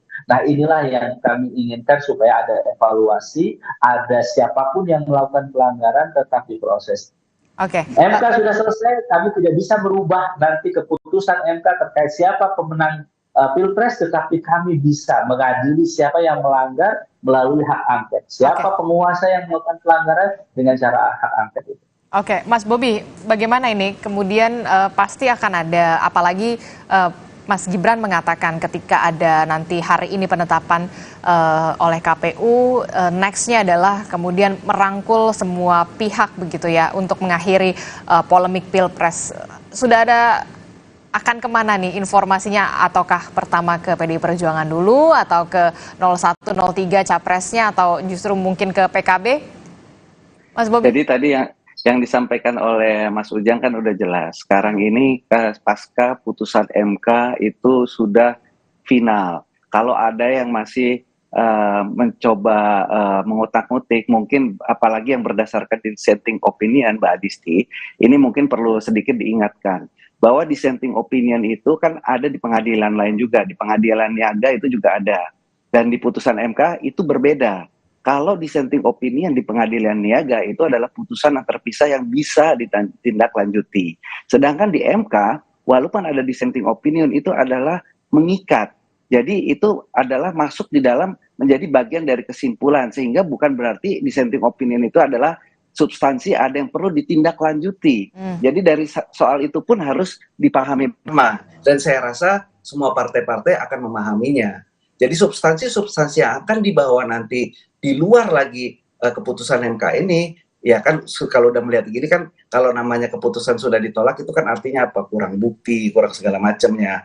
Nah itu yang secara substansi. Nah secara kebatinan yang tadi disampaikan oleh Mas Ujang, saya rasa ini akan menjadi sinyal juga bahwa ya sudahlah, mungkin kan partai politik, ketua-ketua parpolnya memiliki perspektif dan mungkin informasi ya yang lebih akurat dalam waktu dekat ini. Pertemuan-pertemuan politik pasti akan dilakukan, konsolidasi pun akan dilakukan. Mana yang akan mendukung koalisi baru nanti di presidensi dan mana yang akan mendukung untuk penolakan hak angket. Ini akan menjadi saya rasa akan terkristalisasi dan akan indah pada waktunya Mbak Adisti, dan itu tidak lama lagi. Jadi saya juga sangat yakin bahwa hak angket ini tidak akan digulirkan. Oke, Mas Seno, gimana Mas Seno? Ini untuk mengakhiri polemik Pilpres, kemudian biasanya Mas Gibran juga sudah mengatakan akan merangkul semua, akan bersilaturahmi, termasuk juga mungkin ke 01 dan juga 03. Akan ada upaya konsolidasi di sana. Apakah nanti akan ada perubahan-perubahan lobby politik setelah penetapan KPU ini, Mas Seno? Ya, kita kan masih bersengketa di PT UN, masa mau rangkul-rangkulan terlebih dahulu? Rasanya kok nggak pas ya. Artinya daripada sekarang sibuk bertemu dengan elit, arahan partai kepada kami semua sebenarnya sangat jelas, yaitu terus turun ke bawah bersama dengan masyarakat. Kita tahu kondisi geopolitik dunia sedang tidak pasti, perekonomian global maupun nasional dan dunia juga sedang tidak baik-baik saja. Lebih baik memahami kebatinan rakyat, karena dalam waktu dekat kami juga akan melakukan rakernas, yang mana penentuan dalam posisi politik partai PDI Perjuangan ke depan akan disatukan di sana. Jadi bukan berdasarkan pertemuan-pertemuan itu, tapi dari keputusan yang itu berasal dari bawah, yang hari ini semua sedang belanja masalah. Saya rasa itu lebih penting. Oke, terakhir Kang Ujang, gimana untuk hak angket ini? PKS prediksinya sendirian atau mungkin ada siapa lagi kemudian yang nanti akan berubah pikiran? Ya, sesuai dengan analisa saya bahwa kelihatannya ya PKS saja yang akan mendorong, dan itu tidak cukup karena harus dua fraksi. Jadi saya mengatakan sudah dari 3 bulan yang lalu ya, maju mundur, analisa saya bisa cek di jejak digital saya bahwa agak sulit, agak berat, dan ini fakta dan kenyataan hingga hari ini pun belum ada itu pengajuan hak angket. Tapi tadi kalaupun memang mau mengkoreksi ya silakan, ini adalah negara demokrasi ya, terbuka. Siapapun yang salah ya pasti harus dikritik. Oke, terakhir Kang Ujang, siapa kira-kira menurut analisa Anda yang akan disambangi atau disilaturahmikan lebih awal pertama? Tinggal kita lihat saja kan dari kalkulasinya, misalkan Nasdem sudah, ya kan tinggal PKB nih. Ya P3 berharap, tapi kan karena belum lolos parlemen, ya akhirnya diundur. Jadi menurut Anda PKB pertama? PKB, kenapa? PDIP tadi tarik ulur karena sedang mengadukan PT-UN kan begitu. Saya melihat begitu. Oke, baik, kita akan tunggu bagaimana dinamika politiknya dan juga konsolidasi politiknya, apalagi hari ini penetapan KPU Republik Indonesia. Terima kasih Bapak-bapak, Mas Seno, Mas Bobi, Kang Pipin, Kang Ujang telah bergabung bersama kami. Terima kasih, sehat-sehat selalu. Amin, terima kasih Kang Pipin. Terima kasih Bobi. Saudara, informasi penting dan juga menarik lainnya masih akan kami hadirkan usai jeda. Jadi jangan kemana-mana, tetaplah di Kompas TV.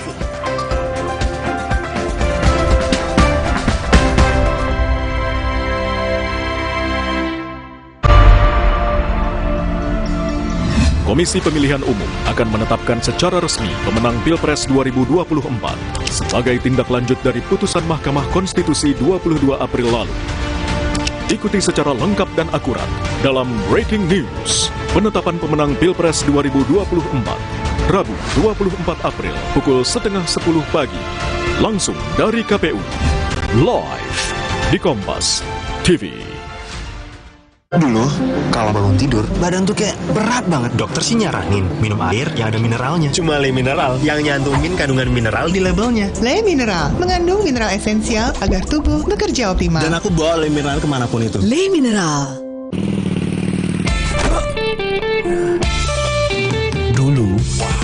Aku percaya hidup itu penuh beban. Tapi semua berubah karena dia. Di bawah relax aja pakai Telkomsel Lite. 25.000 dapat 6 giga dan kuota 1 giga tiap bulan. Telkomsel Lite, di bawah relax aja. Progrard antibakterial Barso beli 4 gratis 1 mini lunchbox. Lindungi diri lebih dari biasanya. Optimal melawan kuman 99,9%. Kulit bersih maksimal. Progrard, the next level of antibakterial Barso. Beli 4 gratis 1 mini lunchbox. Promo terbatas. Wingscan. Dulu, kalau bangun tidur, badan tuh kayak berat banget. Dokter sih nyaranin minum air yang ada mineralnya. Cuma Le Mineral yang nyantumin kandungan mineral di labelnya. Le Mineral mengandung mineral esensial agar tubuh bekerja optimal. Dan aku bawa Le Mineral kemanapun itu. Le Mineral. Fokus dan kepercayaan diriku sangat diperlukan. Gejala flu seperti bersin-bersin, hidung tersumbat, sakit kepala dan demam reda dengan Ultra Flu. Ultra Flu, flu reda, lega rasanya. Silaturahmi kembali bersama kecap sedap dari kedelai pilihan membuat masakan tak tertandingi. Kecap sedap kedelai hitam spesial, kental meresap dalam masakan. Taste good. Buka kembali pintumu di hari kemenangan dengan kecap sedap dari Wings Food. Pas aku coba Le Mineral, seger banget, nggak bikin enak sama sekali. Benar, karena Le Mineral mengandung mineral esensial yang tercantum jelas di kemasannya. Inilah yang membuat rasa airnya lebih segar. Kayak ada manis-manisnya. Le Mineral. Mah kambuh, bikin dada sesek, perut melintir. Untung sekarang ada SMA, diformulasi oleh Sido Muncul dengan bahan herbal. Aman diminum kapan aja, nggak takut mah lagi. Minum SMA, herbalnya lambung.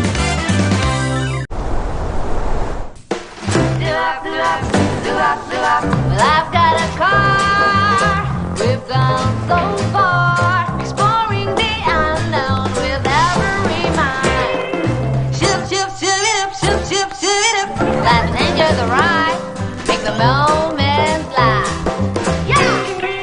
Kami yang pertama berinovasi, berikan yang terbaik tanpa henti. Hyundai EV, expect more.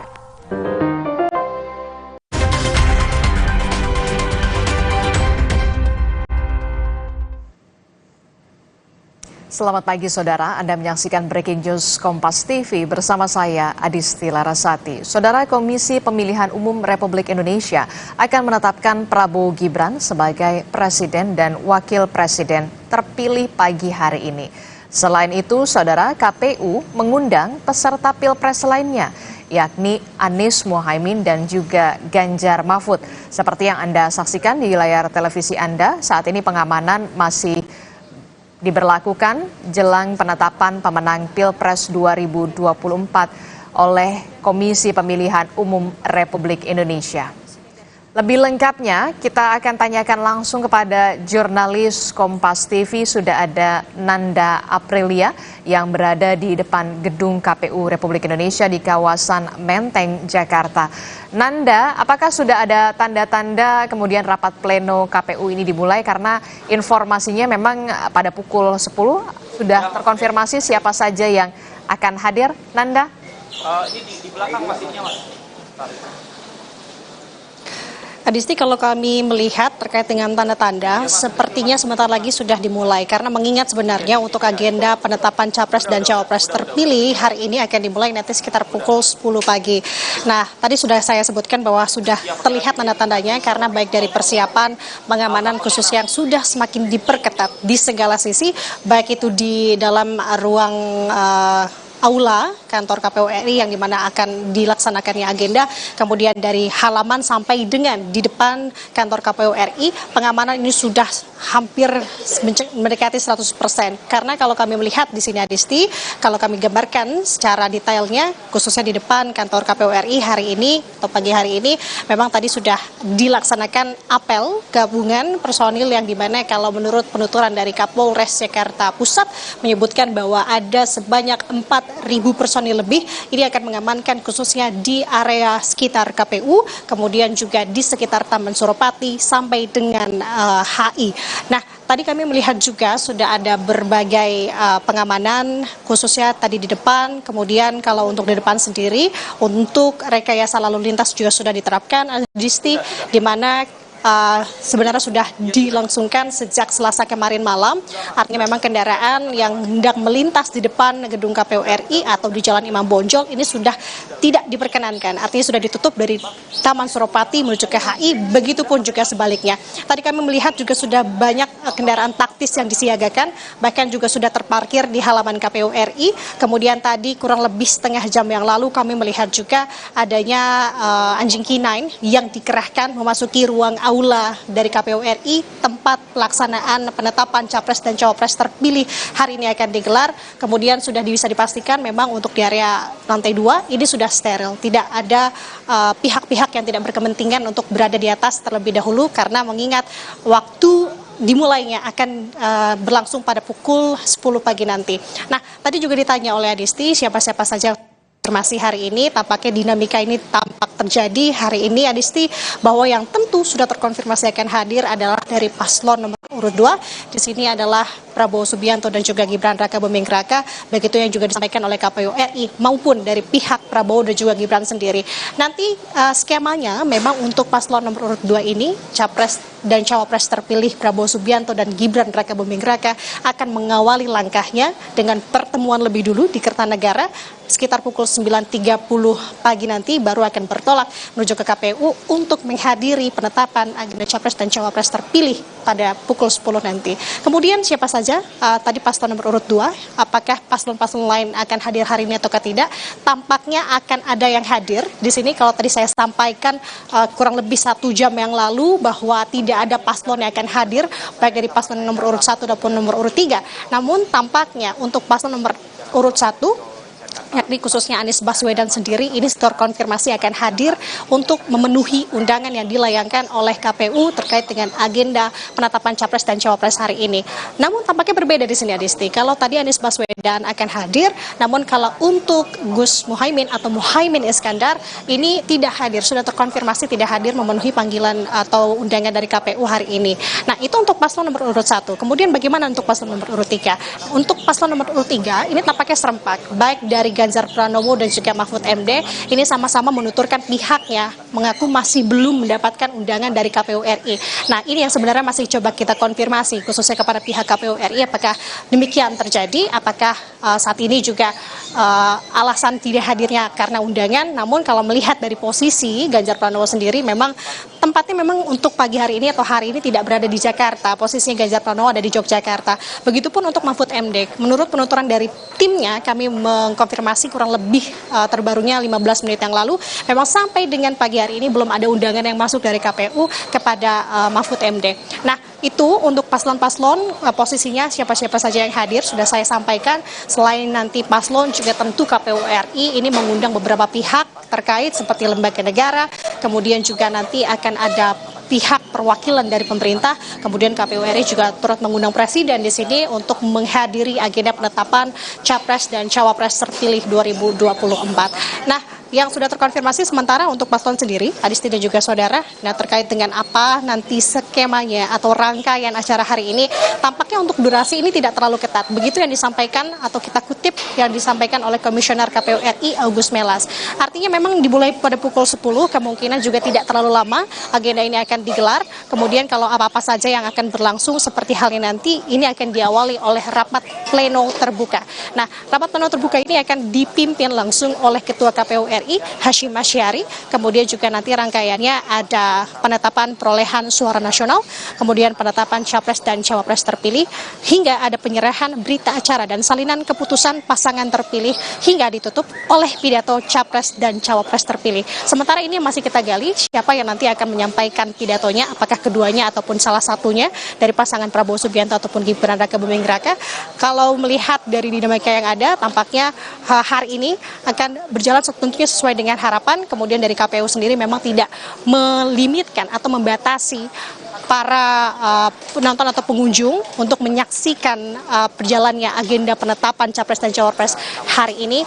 Namun tentu untuk agenda di atas, untuk aula sendiri memang ini dibatasi atau untuk tamu undangan saja. Namun masyarakat sebenarnya bisa mengakses ini dari sisi depan dan juga menonton ini secara live dari berbagai siaran nasional. Nah, tadi Adisti saya sampaikan bahwa saat ini juga tampaknya sudah ada pergerakan dari awak media karena sebentar lagi kita melihat ini sudah tanda-tanda mendekati pukul 10, artinya persiapan, artinya kita bisa untuk masuk ke area di lantai 2 atau aula, kemudian juga untuk sisi depan. Kami melihat dari pantauan kami, tempat kami melaporkan saat ini juga sudah ada personil-personil yang dikerahkan, dan tadi informasi dari pihak kepolisian menyebutkan bahwa kurang lebih untuk massa sendiri ini akan hadir sebanyak 1.000 massa dari Projo, tentunya untuk memberikan semangat dan juga dukungan dan memberikan support untuk pasangan Capres dan Cawapres terpilih Prabowo Subianto dan juga Gibran Raka Buming Raka. Sementara itu yang bisa disampaikan Adisti, kembali ke studio. Nanti kita akan simak bagaimana rapat pleno penetapan pemenang Pilpres 2024. Tadi juga sudah disampaikan bahwa rencananya terkonfirmasi begitu ya, calon presiden pemilu 2024 ini Anies Baswedan juga akan hadir. Tapi nanti kita akan lihat. Terima kasih informasinya jurnalis Kompas TV Nanda Aprilia. Nah, kita punya gambar visual ini dari jurnalis Kompas TV yang berada di luar gedung KPU, di mana ini adalah visual terkini bagaimana persiapan terus dilakukan jelang rapat pleno penetapan pemenang Pilpres 2024 yakni Prabowo Subianto dan Gibran Raka Buming Raka. Rencananya memang menurut jadwal sidang rapat pleno penetapan pemenang Pilpres 2024 ini akan dimulai pada pukul 10 pagi ini.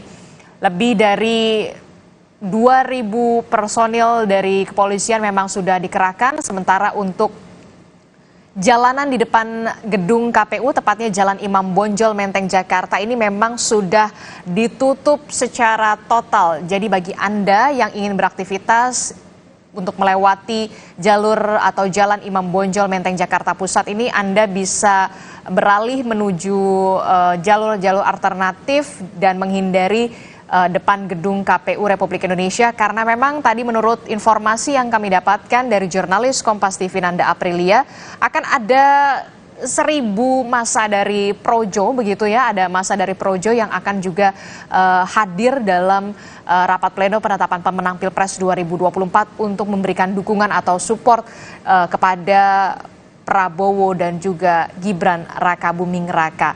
Kalau Anda melihat dari visual terkini yang kami dapatkan, memang polisi sudah memblokade dengan barrier agar lalu lintas dari arah Taman Suropati menuju Sarina melewati Jalan Imam Bonjol Jakarta ini sudah tidak bisa dilintasi, baik itu kendaraan roda 2 dan juga roda 4. Bahkan jurnalis Kompas TV kami yang ingin meliput ke gedung KPU ini harus berjalan menuju gedung KPU karena memang sudah ditutup secara total. Sementara polisi dari visual yang kami dapatkan ini memang sudah berjaga menjelang rapat pleno penetapan pemenang Pilpres 2024 oleh Komisi Pemilihan Umum Republik Indonesia.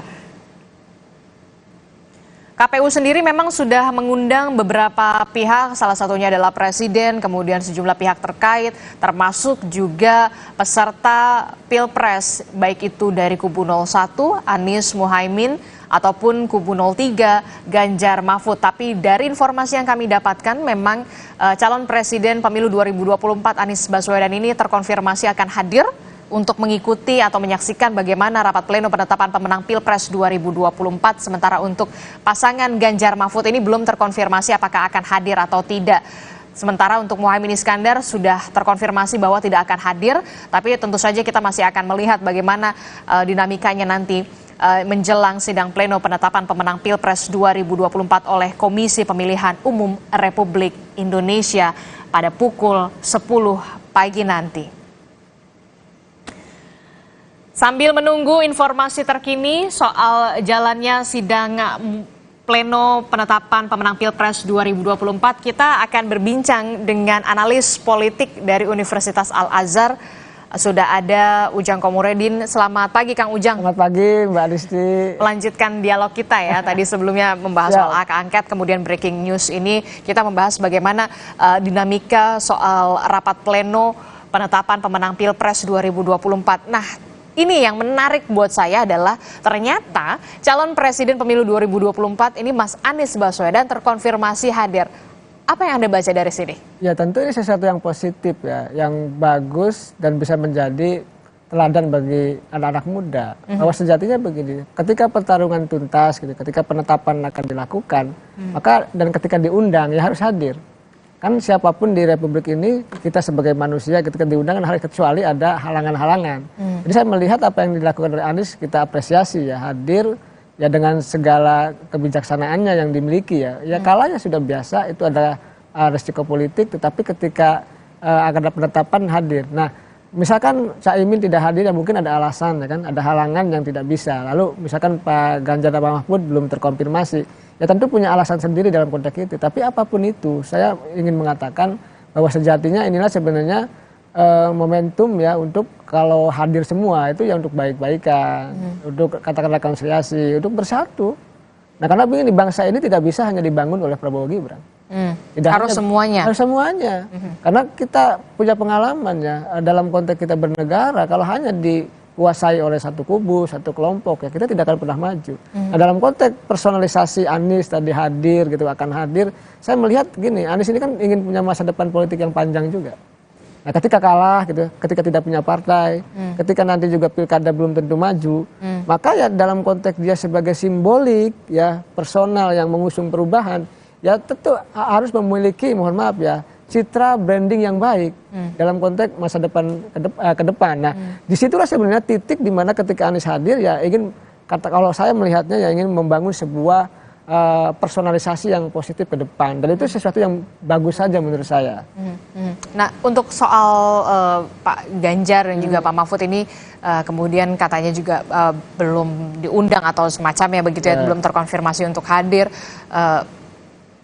Apa yang Anda lihat dari sini? Apakah memang kan kemarin PDI Perjuangan mengatakan masih ada upaya atau ikhtiar hukum begitu ya dari jalur hukum menggugat di PT UN. Apakah ini juga menjadi salah satu alasan kemudian pasangan Ganjar Mahfud ini tidak menghadiri atau belum menghadiri sidang pleno ini? Ya bisa jadi Mbak Adisti ya, karena memang bisa jadi ada perintah partai ya untuk tidak menghadiri. Tapi saya, Anda melihat ada perintah itu? Kalau saya bisa jadi itu dalam arti bisa aja bisa tidak. Tetapi begini, ada dua hal yang kontradiktif kalau itu perintah. Kalau begini, kan gini, ketika PDIP belum mengakui kemenangan ketika penetapan oleh MK, kan Ganjar Mahfud sudah menerima dan sudah mengatakan selamat bekerja Prabowo Gibran. Iya benar, sudah mengatakan selamat, mengucapkan selamat. Ini soal mungkin tidak ada di Jakarta tadi yang disampaikan Mbak Nanda gitu kan, atau memang Pak Mahfud undangannya belum diterima, kan kita tidak tahu. Oleh karena itu saya melihat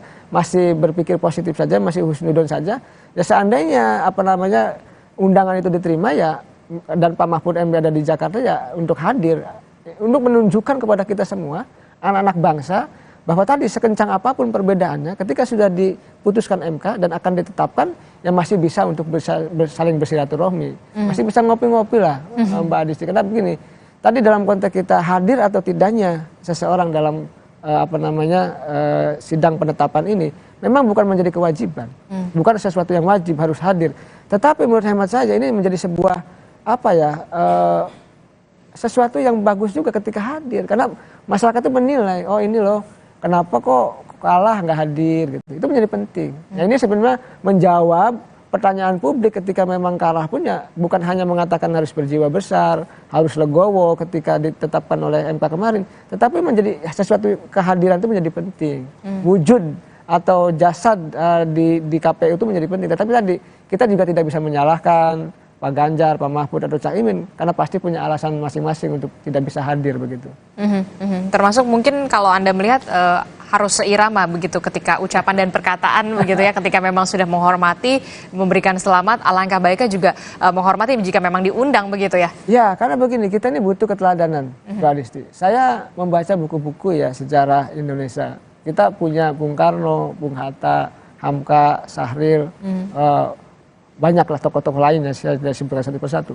Bagaimana kita sangat tersanjung dengan gagasan, ucapan dan perilakunya gitu. Nah hari ini kita juga ingin punya keteladanan dari para politisi, dari capres, cawapres, dari tokoh-tokoh parpol. Sehingga apa? Sehingga nanti ada ukuran gitu loh.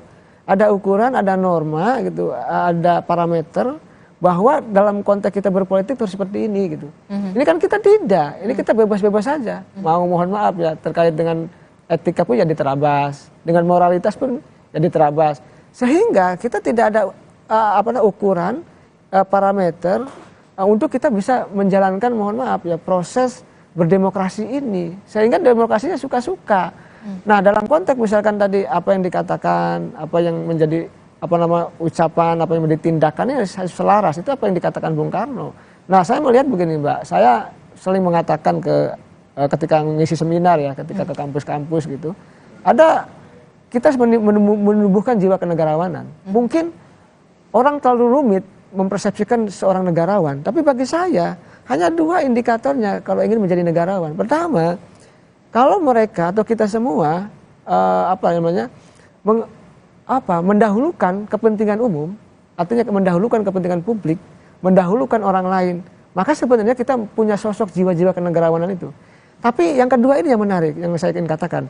Yang kedua, jika ucapan kita, tadi kita bicara soal ucapan dan tindakan, lalu gagasan kita, ide dan pikiran kita, dan tindakan kita, itu mencerminkan untuk kepentingan masyarakat bangsa dan negara, maka kita sebenarnya sudah memiliki tadi jiwa-jiwa kenegarawanan itu.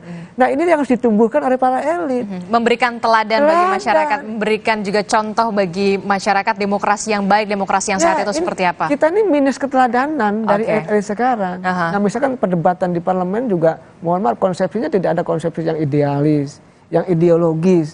Ini agak mohon maaf, agak berkurang. Dulu kita melihat berdebat di Konstituante, kita baca gitu risalahnya, luar biasa. Tapi saya tidak menyalahkan, karena mungkin perkembangan zaman, ya, karena mungkin situasi yang berbeda. Nah, dalam konteks itu saya melihat kalau Indonesia ingin maju, ya kita tata bersama dari mulai elitnya hingga rakyatnya gitu, agar proses ke depan itu lebih baik dari hari ini begitu, Mbak. Oke, kita juga akan melihat dan juga memantau bagaimana persiapan di kediaman Prabowo Subianto di wilayah Kertanegara, Jakarta. Sudah ada jurnalis Kompas TV Triksi Valencia di sana. Selamat pagi Triksi. Triksi, persiapannya bagaimana di kediaman Prabowo Subianto? Apakah sudah ada tanda-tanda Prabowo Gibran ini sudah akan menuju ke gedung KPU? Silahkan Triksi.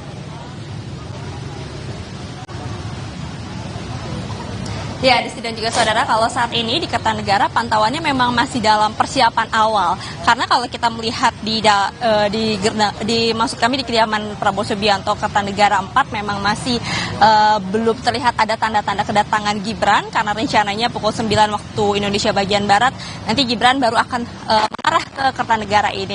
Sementara untuk Prabowo Subianto masih di rumah di Andra, sehingga kalau saat ini memang masih belum ada maksud kami Prabowo Subianto maupun juga Gibran Rakabuming Raka di tempat ini. Tapi kalau tadi kami melihat sudah ada beberapa tamu ataupun juga yang nanti sepertinya akan ikut mengawal ke Komisi Pemilihan Umum pada hari ini, Adisi dan juga saudara, seperti misalnya tadi ada Fahri Hamzah, terus lalu ada beberapa mobil yang sebenarnya sudah masuk langsung ke dalam, jadi kami tidak bisa melihat sebenarnya siapa yang sudah ada di dalam saat ini. Tapi yang jelas sudah ada beberapa pihak ataupun juga yang ada di dalam koalisi maupun juga yang ada di Partai Gerindra ini sudah ada di dalam.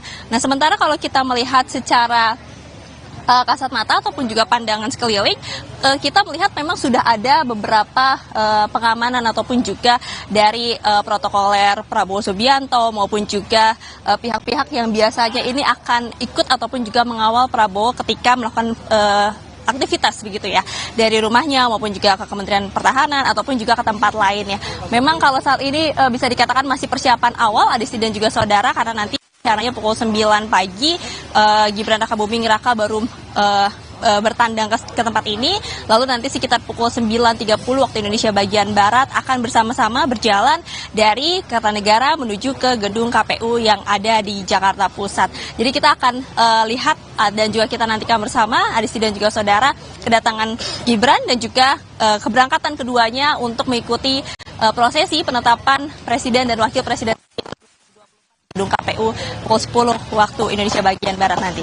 Oke, untuk Ketua Umum Partai Politik rekan sekoalisi dari kubu Prabowo Gibran, apakah memang sudah tampak misalkan seperti Pak Erlangga Hartarto, kemudian juga dari Ketua Umum Partai Politik lainnya, misalkan dari PAN, apakah sudah ada kedatangan atau tanda-tanda kedatangan dari mereka? Triksi? Sampai saat ini memang masih belum terlihat adanya kedatangan dari ketua umum partai politik atau dalam hal ini yang tergabung dalam koalisi Indonesia Maju seperti misal tadi yang sudah disebutkan dari Golkar maupun juga dari Demokrat ataupun juga dari partai-partai lain seperti dengan PBB, Gelora begitu ya. Tapi kalau Agus Harimurti atau Ketua Umum Partai Demokrat sedang melakukan konferensi pers memberikan tanggapan terkait dengan putusan Mahkamah Konstitusi. Dan kalau kami mengkonfirmasi bahwa memang rencananya masih sama, yakni langsung bertemu di gedung KPU. Tapi apakah nanti akan ada perubahan rencana, kemudian AHY akan bertandang ke tempat ini dan berangkat bersama-sama menuju KPU dari Kertanegara, ini nanti kita akan lihat juga. Termasuk juga dari ketua umum partai politik lainnya, baik Zulkifli Hasan maupun juga Erlangga Hartarto, apakah nanti juga akan ke tempat ini terlebih dahulu untuk bisa bersama-sama menuju ke gedung KPU. Tapi kalau yang kami lihat atau kami pantau saat ini memang masih belum ada kedatangan dari ketua umum partai politik. Tapi memang sudah ada beberapa tokoh yang ada di dalam seperti Fahri Hamzah dan beberapa tokoh lainnya yang kami harus konfirmasi lagi. Karena memang tadi langsung masuk ke dalam kendaraannya, jadi kami tidak bisa melihat siapa yang sebenarnya tadi datang ataupun juga masuk ke dalam menggunakan kendaraan. Nah, tapi kalau misalnya kita lihat juga memang dari rencananya nanti pukul 9.30 waktu Indonesia bagian Barat akan berangkat bersama-sama dari tempat ini, yakni Prabowo Subianto dan juga Gibran Rakabuming Raka yang kita tahu adalah pasangan calon nomor urut 2 yang hari ini akan ditetapkan sebagai presiden dan juga wakil presiden terpilih pasca putusan Mahkamah Konstitusi pada hari Senin kemarin. Nah, kalau kita melihat juga, Adisti dan juga saudara, sebenarnya semalam sudah ada beberapa acara di kediaman Prabowo Subianto Kertanegara 4, yakni adalah pertemuan kuasa hukum yang memang memimpin dan juga mengikuti prosesnya gugatan pemilu ataupun juga gugatan terkait dengan hasil pemilihan umum, perselisihan hasil pemilihan umum, Adisti dan juga saudara, di KPU. Jadi ketika semalam ini datang, kami melihat ya ketua pemimpin tim hukumnya, lalu kemudian juga tim-tim lainnya yang disebutkan ada sekitar 42 orang yang tergabung dalam tim hukum Prabowo Gibran untuk kemudian datang semalam memberikan hasil, menyampaikan apa yang menjadi keputusan-keputusan dari Mahkamah Konstitusi, melakukan diskusi, dan juga tentu ada beberapa hal yang dibicarakan di dalam semalam, Adis dan juga saudara. Nah, ini adalah rangkaian di mana Prabowo Subianto dan juga Gibran Rakabuming Raka setelah ditetapkan dalam rekapitulasi nasional pada bulan Maret, lalu kemudian juga ada gugatan PHPU hasil dari pemilihan umum, dan kemarin pada tanggal 20 kemarin pada hari Senin sudah disampaikan putusannya, sehingga 3 hari kemudian ataupun pada hari ini tepatnya adalah waktu tenggat dari Komisi Pemilihan Umum untuk menetapkan Prabowo Subianto dan juga Gibran Rakabuming Raka sebagai presiden dan wakil presiden terpilih setelah berhasil meraup 96,2 juta suara dalam rekapitulasi nasional. Jadi dari perhitungan suara nasional ataupun rekapitulasi nasional pada bulan Maret ini tidak ada perubahan dan juga masih disahkan. Putusan Mahkamah Konstitusi juga masih mengesahkan hasil dari rekapitulasi nasional, sehingga pada hari ini pun juga akan ditetapkan oleh Komisi Pemilihan Umum terkait dengan presiden dan juga wakil presiden terpilih di gedung KPU pada pukul 10 waktu Indonesia bagian Barat. Kita akan lihat lagi bersama-sama, Adisti, dan juga kita akan nantikan apakah akan ada tokoh-tokoh lain, apakah akan ada partai politik ataupun juga ketua umum partai politik yang tergabung dalam koalisi Indonesia Maju, dan tidak menutup kemungkinan ada partai-partai atau maksud kami anggota-anggota di luar partai, di luar koalisi, ya, karena kita melihat juga sudah ada beberapa pergerakan yang sepertinya merapat begitu ya ke koalisi Indonesia Maju, seperti misalnya dari Nasdem, lalu nanti akan ada partai-partai lainnya yang memang rencananya akan diagendakan melakukan pertemuan dengan Prabowo Subianto maupun juga Gibran Rakabuming Raka maupun juga jajaran dari partai ataupun juga koalisi yang tergabung dalam koalisi Indonesia Maju. Jadi kita akan lihat secara bersama-sama, Adis dan juga saudara, dan siapa saja yang nanti akan ikut mengawal dan menyaksikan proses penetapan Prabowo Subianto dan juga Gibran Rakabuming Raka sebagai presiden dan juga wakil presiden terpilih 2024 di gedung KPU. Adisti. Baik, terima kasih informasinya. Kita akan nantikan bersama bagaimana persiapan dari pasangan Prabowo Gibran yang tadi berdasarkan informasi dari Triksi Valencia ini jam 9:30 lah ya nanti akan bersiap menuju ke gedung KPU Republik Indonesia untuk menghadiri undangan sidang pleno penetapan pemenang Pilpres 2024.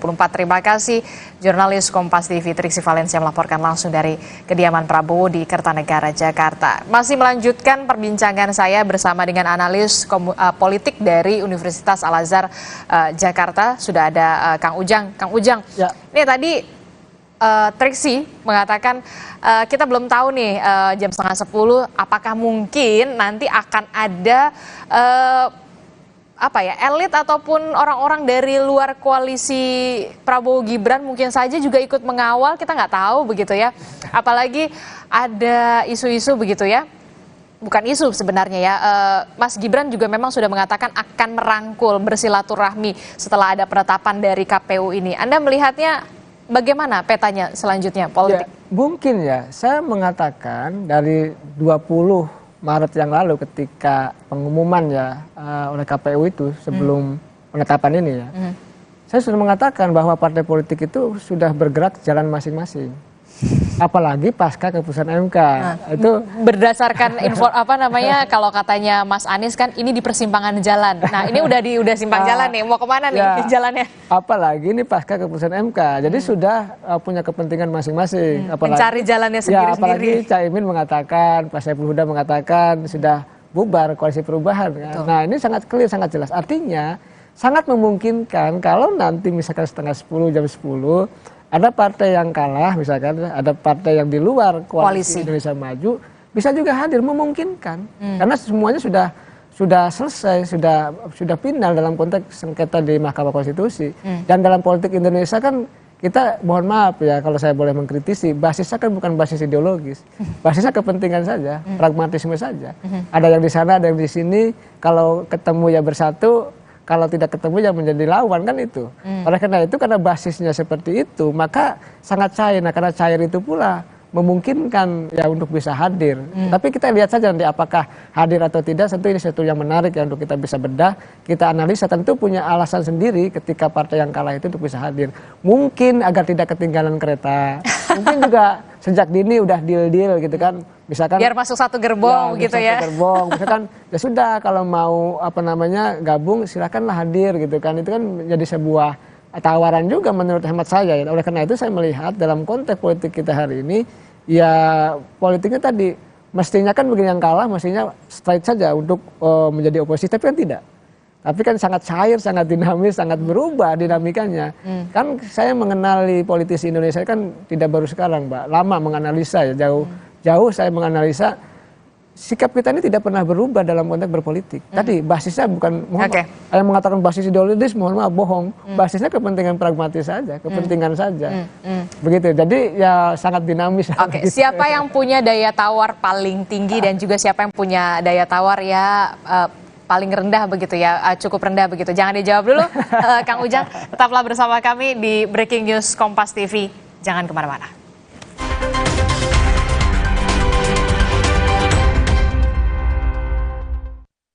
Kata orang, gue itu si paling kerja, penting seharian, tiba-tiba sakit kepala.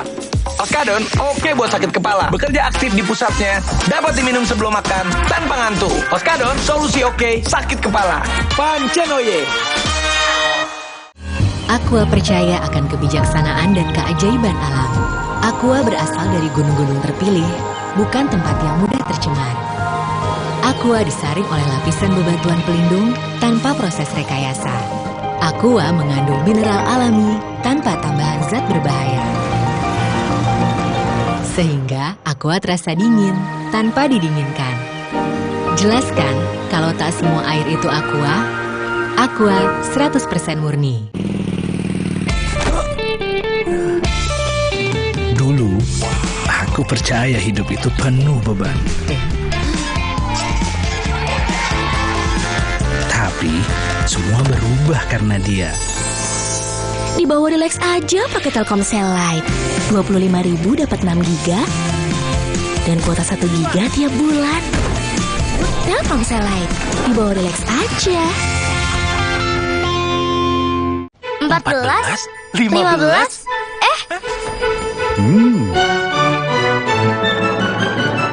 Itu Oreo Pokemon. Tapi ini kan Oreo. Oreo Pokemon edisi spesial. Kumpulkan semua sekarang. Aqua percaya akan keajaiban alam.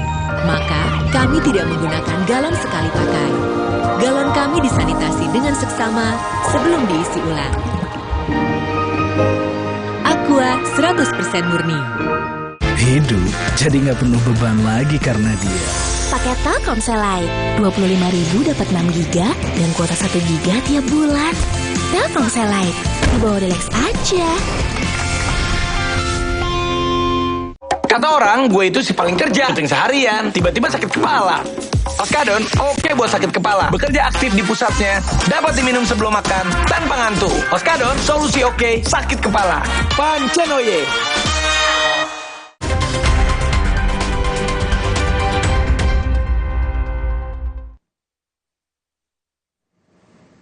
Terima kasih Anda masih bersama kami dalam Breaking News Kompas TV terkait dengan rapat pleno penetapan pemenang Pilpres 2024 oleh Komisi Pemilihan Umum Republik Indonesia. Kami akan ajak Anda langsung ke Kertanegara, kediaman Prabowo Subianto.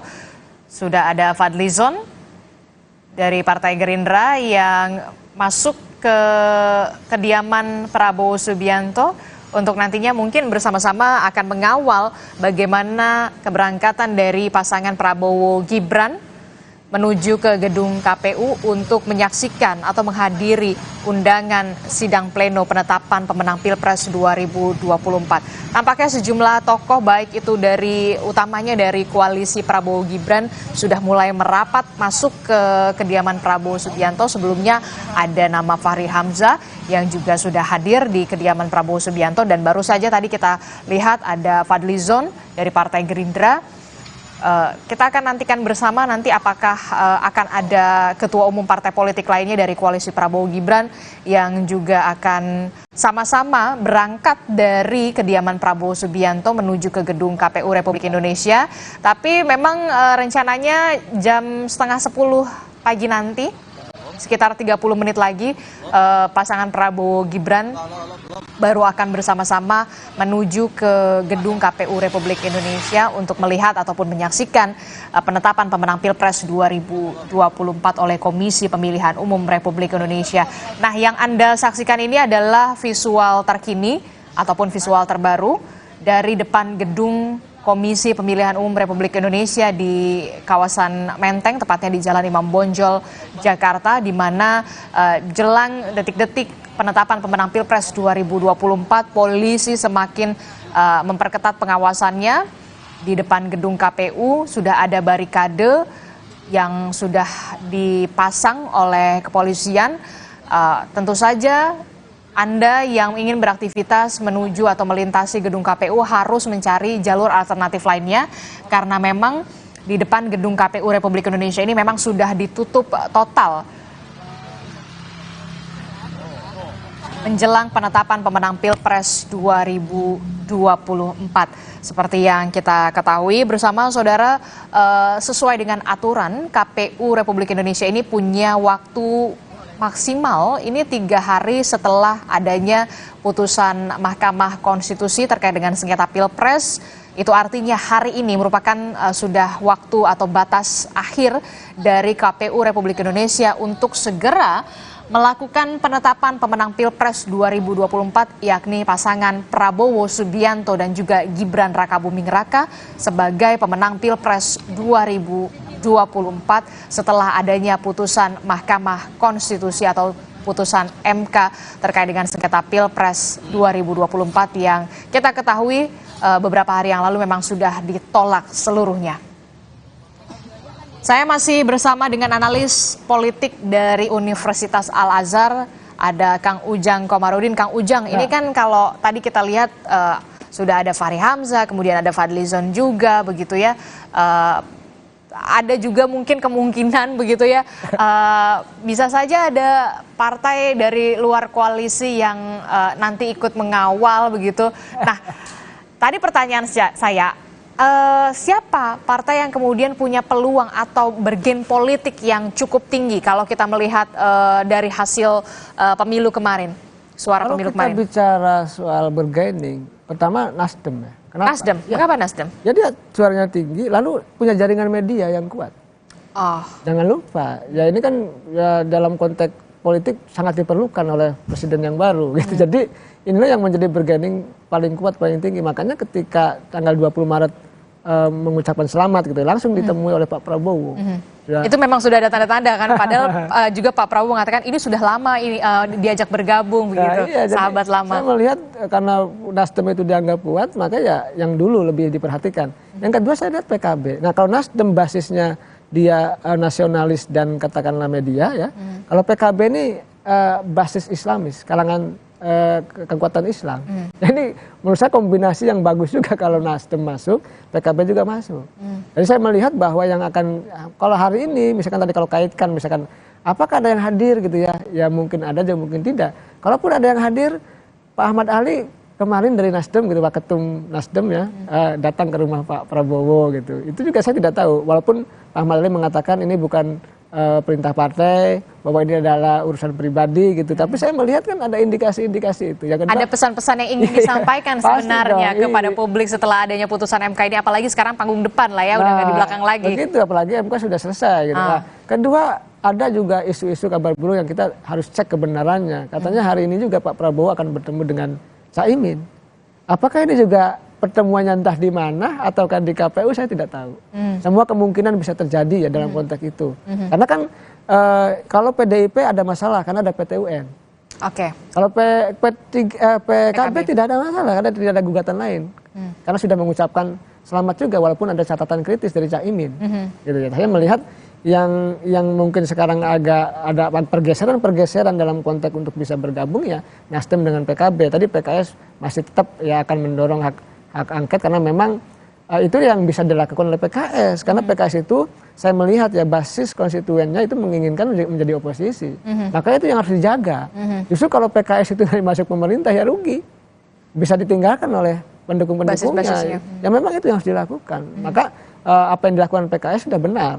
Nah kalau PDIP saya melihat ada kebatinan yang memang masih kuat ya, mohon maaf kecewa terhadap Pak Jokowi ya, sehingga ya harus terus mati-matian untuk memaksimalkan ya ikhtiar atau usaha untuk bisa katakanlah melakukan apapun yang bisa dilakukan termasuk PT UN itu. Walaupun kita tahu tidak akan merubah hasil. Harus ada yang menjembatani tidak sih sebenarnya untuk pertemuan antara Mega dan juga Prabowo ini? Ya kalau dulu saya melihat ada Pak Taufik Kemas gitu ya, almarhum. Beliau bisa menjembatani dengan Pak SBY. Tapi kalau untuk sekarang menurut Anda? Anda? Ini agak sulit ya. Ibu Mega berteguh pada pendiriannya itu. Mungkin sedang mendelegasikannya kepada Mbak Puan. Mbak Puan bahkan didorong-dorong untuk bisa bertemu dengan Pak Prabowo lebih dulu. Mungkin dalam konteks ya untuk ke depan diproyeksikan untuk seperti itu, ada jembatan-jembatan atau bridging ya komunikasi antara PDIP dengan pihak lain, termasuk dengan pihak Pak Prabowo. Tapi saya melihat begini ya, kalau Pak Prabowo dengan Ibu Megawati nggak ada masalah. Nggak ada masalah. Nggak ada masalah. Yang jadi masalah? Ya, yang jadi masalah adalah tadi sedang ada gugatan ke PT UN itu sehingga PDIP pun menahan diri. Karena dianggap nanti kalau bertemu tidak konsisten. Mungkin kalau sudah tuntas persoalan itu bisa juga akan bertemu. Mungkin pertemuan Prabowo dengan Megawati soal waktu, tapi PT UN harus diselesaikan.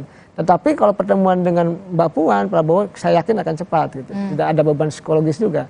Dan saya melihat kebatinan PDIP yang hari ini terus tancap gas juga ya untuk tadi ya, misalkan gagal di MK, PT UN, ya itu adalah bagian daripada ruang yang memang mungkin inisiatif gitu ya, kreativitas dari PDIP untuk berjuang maksimal saja hingga akhir gitu. Apapun hasilnya, ya tentu PDIP sudah membayangkan, sudah membaca, agak sulit juga, agak berat juga karena putusan Mahkamah Konstitusi adalah final dan mengikat itu, bukan di PT UN ini. Tapi apapun itu saya melihat PDIP juga ujungnya saya melihat ada kepentingan yang harus dekat dengan pemerintah, di saat yang sama juga punya kepentingan juga untuk bisa beroposisi gitu. Saya melihat seperti itu.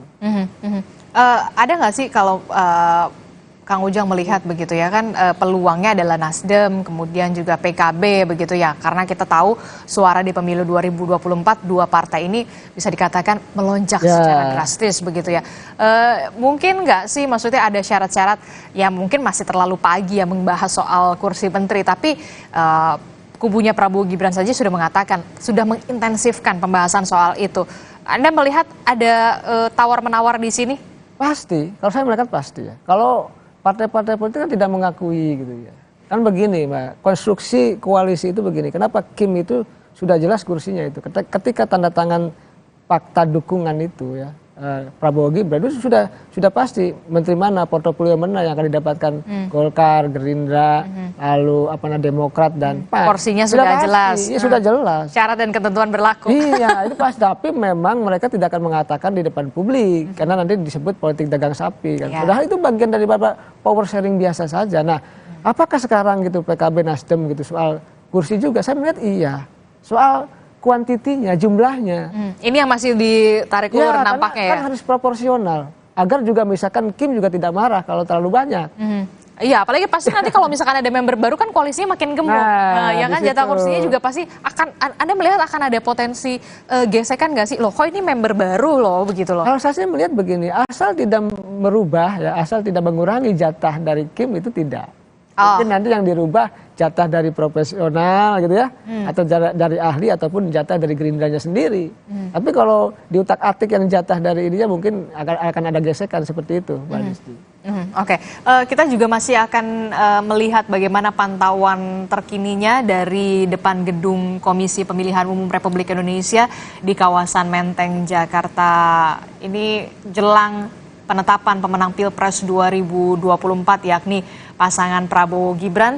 Tampaknya kita akan sapa dulu jurnalis Kompas TV, ada Veronica Kartono.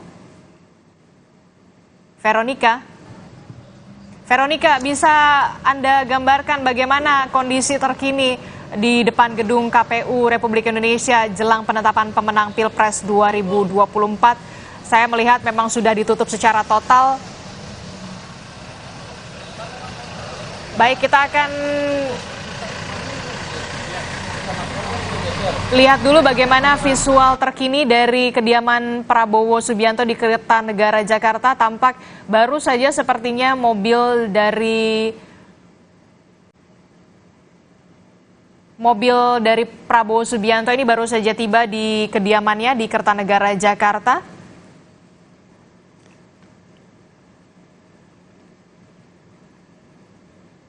Ya, benar sekali. Ternyata memang betul Prabowo Subianto baru saja tiba di kediamannya di Kertanegara, Jakarta untuk selanjutnya bersiap-siap menuju gedung KPU Republik Indonesia sambil menunggu wakilnya yakni Gibran Rakabuming Raka untuk bersama-sama nanti akan ke gedung KPU Republik Indonesia untuk menghadiri penetapan pemenang Pilpres 2024 oleh Komisi Pemilihan Umum Republik Indonesia. Saudara, sebelumnya sudah kita lihat bersama ada Fahri Hamzah, kemudian ada Fadlizon dari Partai Gerindra juga sudah hadir di kediaman Prabowo Subianto, Kertanegara. Dan yang Anda saksikan ini adalah visual terkini dari kediaman Prabowo Subianto di Kertanegara yang baru saja tadi kita sempat melihat bagaimana Prabowo Subianto mengenakan baju berwarna putih kemudian menyapa para media, rekan-rekan media yang menunggu sedari pagi. Dan kita juga masih menunggu kedatangan dari wakilnya yakni Gibran Rakabuming Raka yang nantinya akan bersama-sama menuju ke gedung KPU Republik Indonesia untuk menghadiri penetapan pemenang Pilpres 2024. Apakah nanti akan ada tokoh-tokoh politik atau elit politik dari Partai Amanat Nasional ataukah kemudian dari Partai Golkar dan juga koalisi lainnya? Kita masih akan menunggu bersama-sama saudara. Yang jelas memang menurut rencana KPU Republik Indonesia akan menggelar sidang pleno terlebih dahulu penetapan pemenang Pilpres 2024 pada pukul 10 pagi. Itu artinya 1 jam lagi menjelang penetapan pemenang Pilpres 2024 karena memang menurut aturan KPU ini punya waktu 3 hari maksimal sejak adanya putusan MK. Dan hari Rabu ini memang menjadi hari di mana batas terakhir penetapan pemenang Pilpres 2024. Saya akan menuju ke jurnalis Kompas TV. Ada Veronica Kartono. Veronica, bisa Anda gambarkan bagaimana saat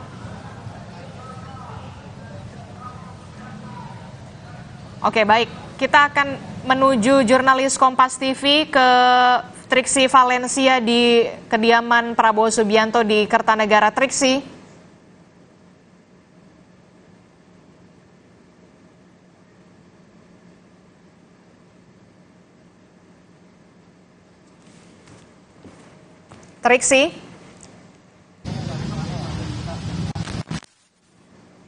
Ya, Adisti. Ya, Triksi, tadi baru saja kita melihat bagaimana kedatangan Prabowo Subianto yang sudah menyapa juga rekan-rekan media yang sudah menunggu sedari pagi. Adakah tanda-tanda akan ada keberangkatan atau masih menunggu wakilnya Gibran Rakabuming Raka? Triksi.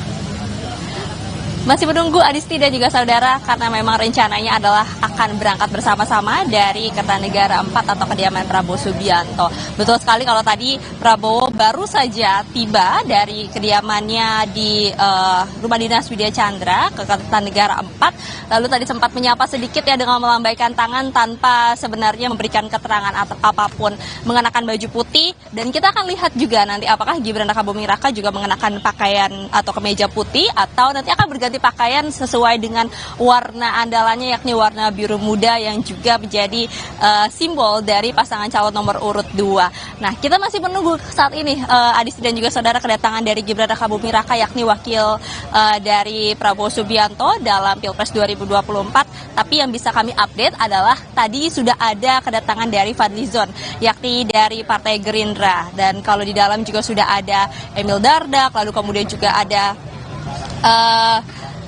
Fahri Hamzah dari Partai Gelora. Nah, kita lihat lagi apakah ada kedatangan-kedatangan lainnya, tokoh-tokoh lainnya, Adisti dan juga saudara, untuk ikut bersama-sama memberikan dukungan, berjalan bersama-sama dari Kertanegara, mengawal Prabowo Subianto dan juga Gibran Rakabuming Raka untuk mengikuti prosesi penetapan ataupun juga sidang pleno penetapan presiden dan juga wakil presiden 2024 atau yang terpilih dalam Pilpres 2024. Nah, kita masih menantikan Adisti dan juga saudara karena memang kalau kita melihat sudah cukup padat ya dari kendaraan-kendaraan, baik dari kendaraan protokoler, pengamanan Prabowo Subianto maupun juga kendaraan-kendaraan dari tokoh yang sudah hadir. Kita akan lihat lagi siapa yang akan datang ataupun juga ikut ke tempat ini untuk berjalan bersama-sama.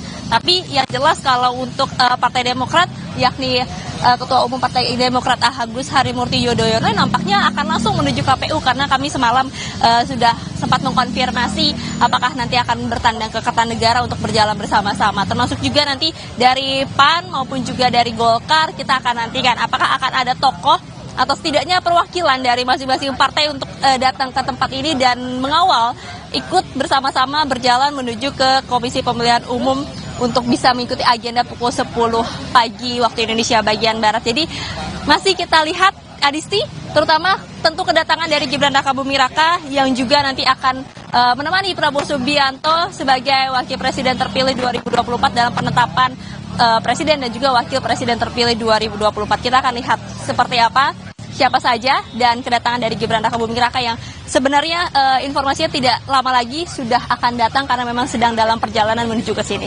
Adisti. Oke, kita akan nantikan dan juga kawal bersama-sama dari Gibran Rakabuming Raka yang akan menuju ke kediaman Kertanegara, kediaman Prabowo Subianto.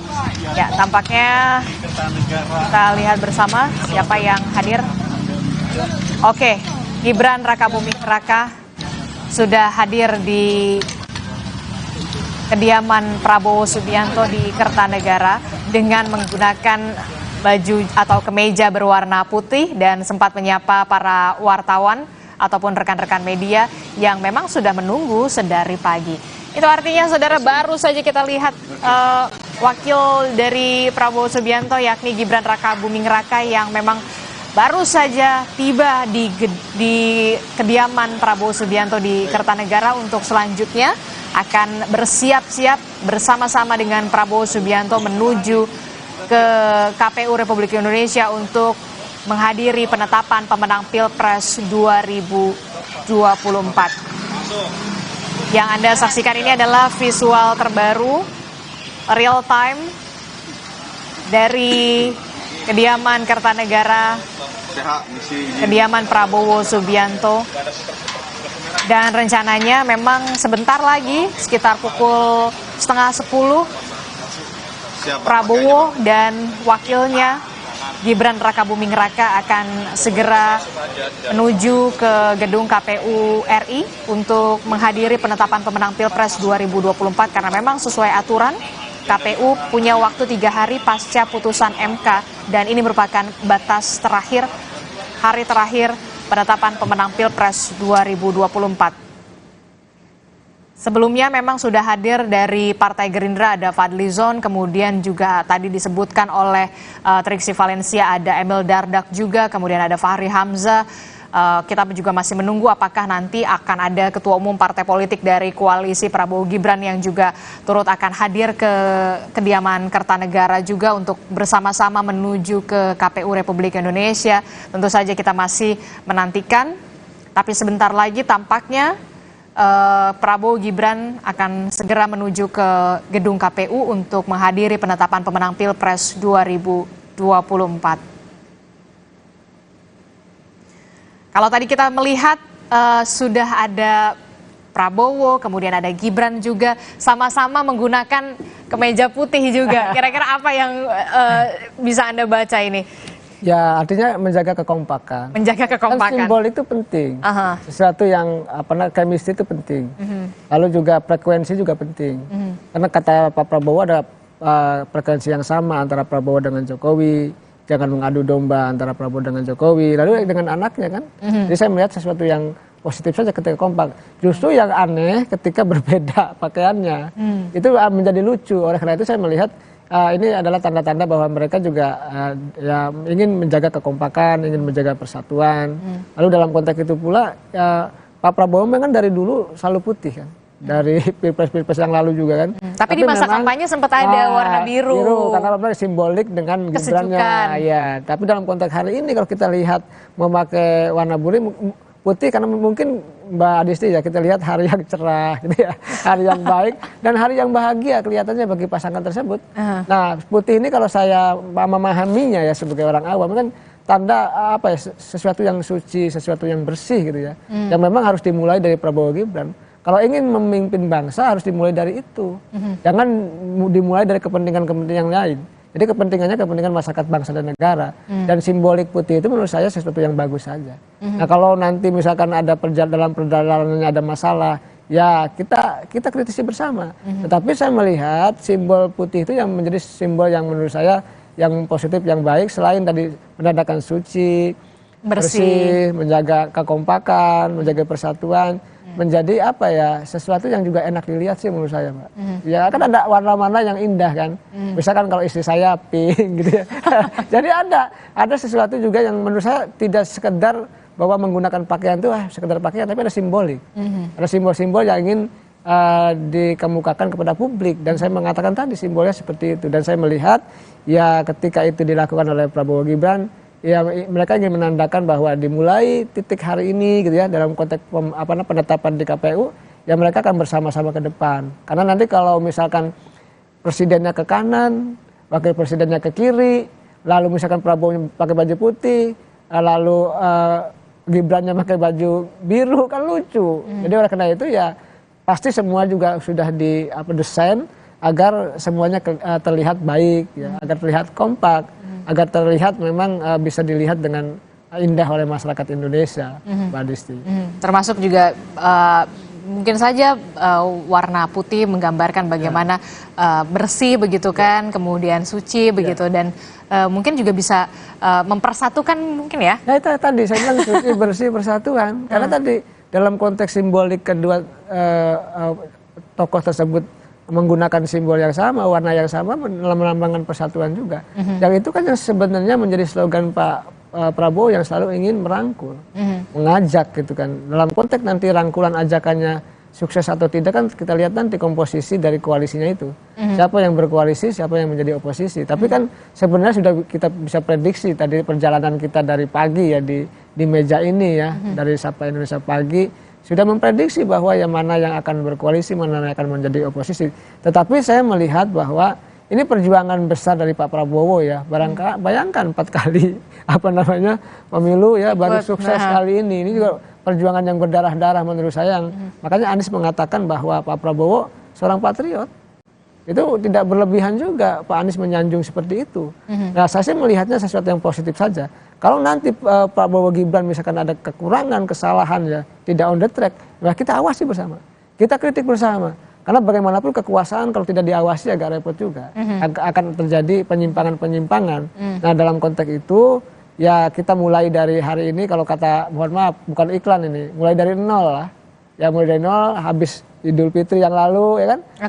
Penetapan keputusan MK tanggal 22 yang lalu hari ini penetapan KPU, maka dimulai dari nol, dimulai yang suci ini, yang bersih ini, penetapan KPU.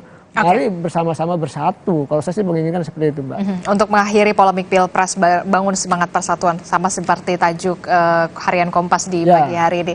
Tapi kita masih akan tunggu bagaimana Prabowo Gibran yang rencananya memang sebentar lagi akan ke gedung KPU. Tapi kita akan jeda sejenak dulu. Tetaplah bersama kami di Breaking News Kompas TV.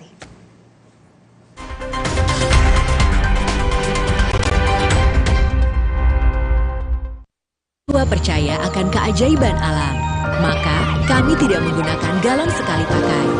Galon kami disanitasi dengan seksama sebelum diisi ulang. Aqua 100% murni. Kata Bu Guru, ilmu itu pelita dalam gelap. Jangan biarkan semangat mereka padam karena sekolah yang rusak. Rp1.000 yang mungkin kecil buatmu berarti besar untuk mereka. Aqua percaya akan kebijaksanaan dan keajaiban alam. Aqua berasal dari gunung-gunung terpilih, bukan tempat yang mudah tercemar. Aqua disaring oleh lapisan bebatuan pelindung tanpa proses rekayasa. Aqua mengandung mineral alami tanpa tambahan zat berbahaya. Sehingga Aqua terasa dingin tanpa didinginkan. Jelaskan kalau tak semua air itu Aqua. Aqua 100% murni. Hidup jadi nggak penuh beban lagi karena dia. Pakai Telkomsel Lite, 25.000 dapat 6 GB dan kuota 1 GB tiap bulan. Telkomsel Lite, di bawah Lex aja. Pemirsa, mulai 1 Mei 2024, siaran Kompas TV di wilayah-wilayah ini dapat Anda akses melalui channel-channel berikut. Saksikan Kompas TV lebih tajam, lebih jernih. Kompas TV, independen, terpercaya. Hidup jadi nggak penuh beban lagi karena dia. Pakai Telkomsel Lite, 25.000 dapat 6 GB dan kuota 1 GB tiap bulan. Telkomsel Lite, di bawah Lex aja.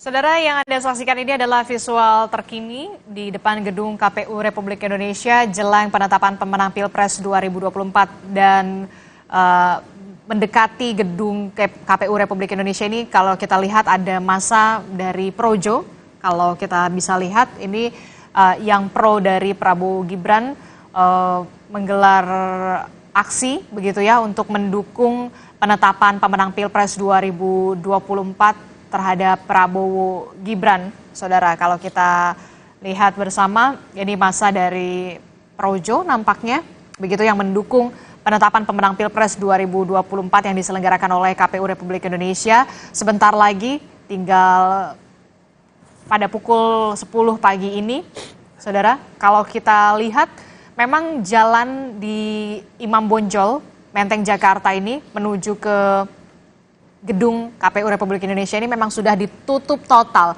Itu artinya bagi Anda yang ingin beraktivitas dan biasanya melintasi kawasan ini, tampaknya Anda harus mencari jalur alternatif lainnya karena memang Jalan Imam Bonjol ini memang sudah ditutup secara total. Polisi memang sudah berjaga jelang penetapan pemenang Pilpres 2024.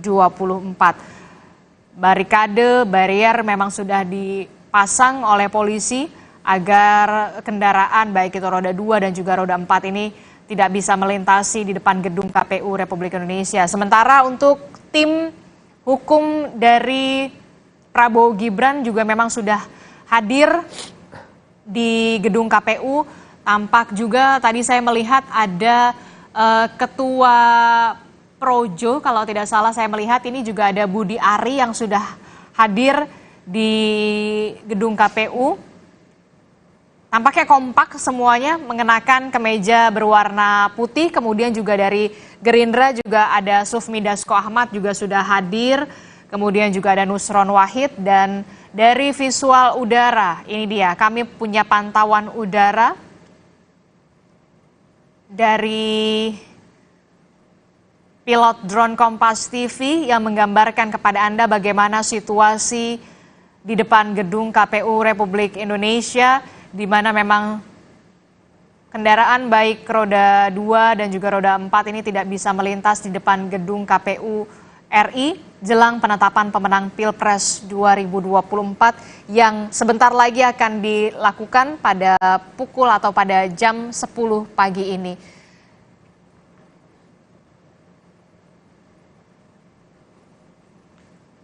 Kita masih bersama dengan analis komunikasi dari Universitas Al-Azhar, ada Kang Ujang Komarudin. Kang Ujang, ini tampaknya kompak sekali begitu ya, kubu dari Prabowo Gibran ini mengenakan kemeja berwarna putih semuanya.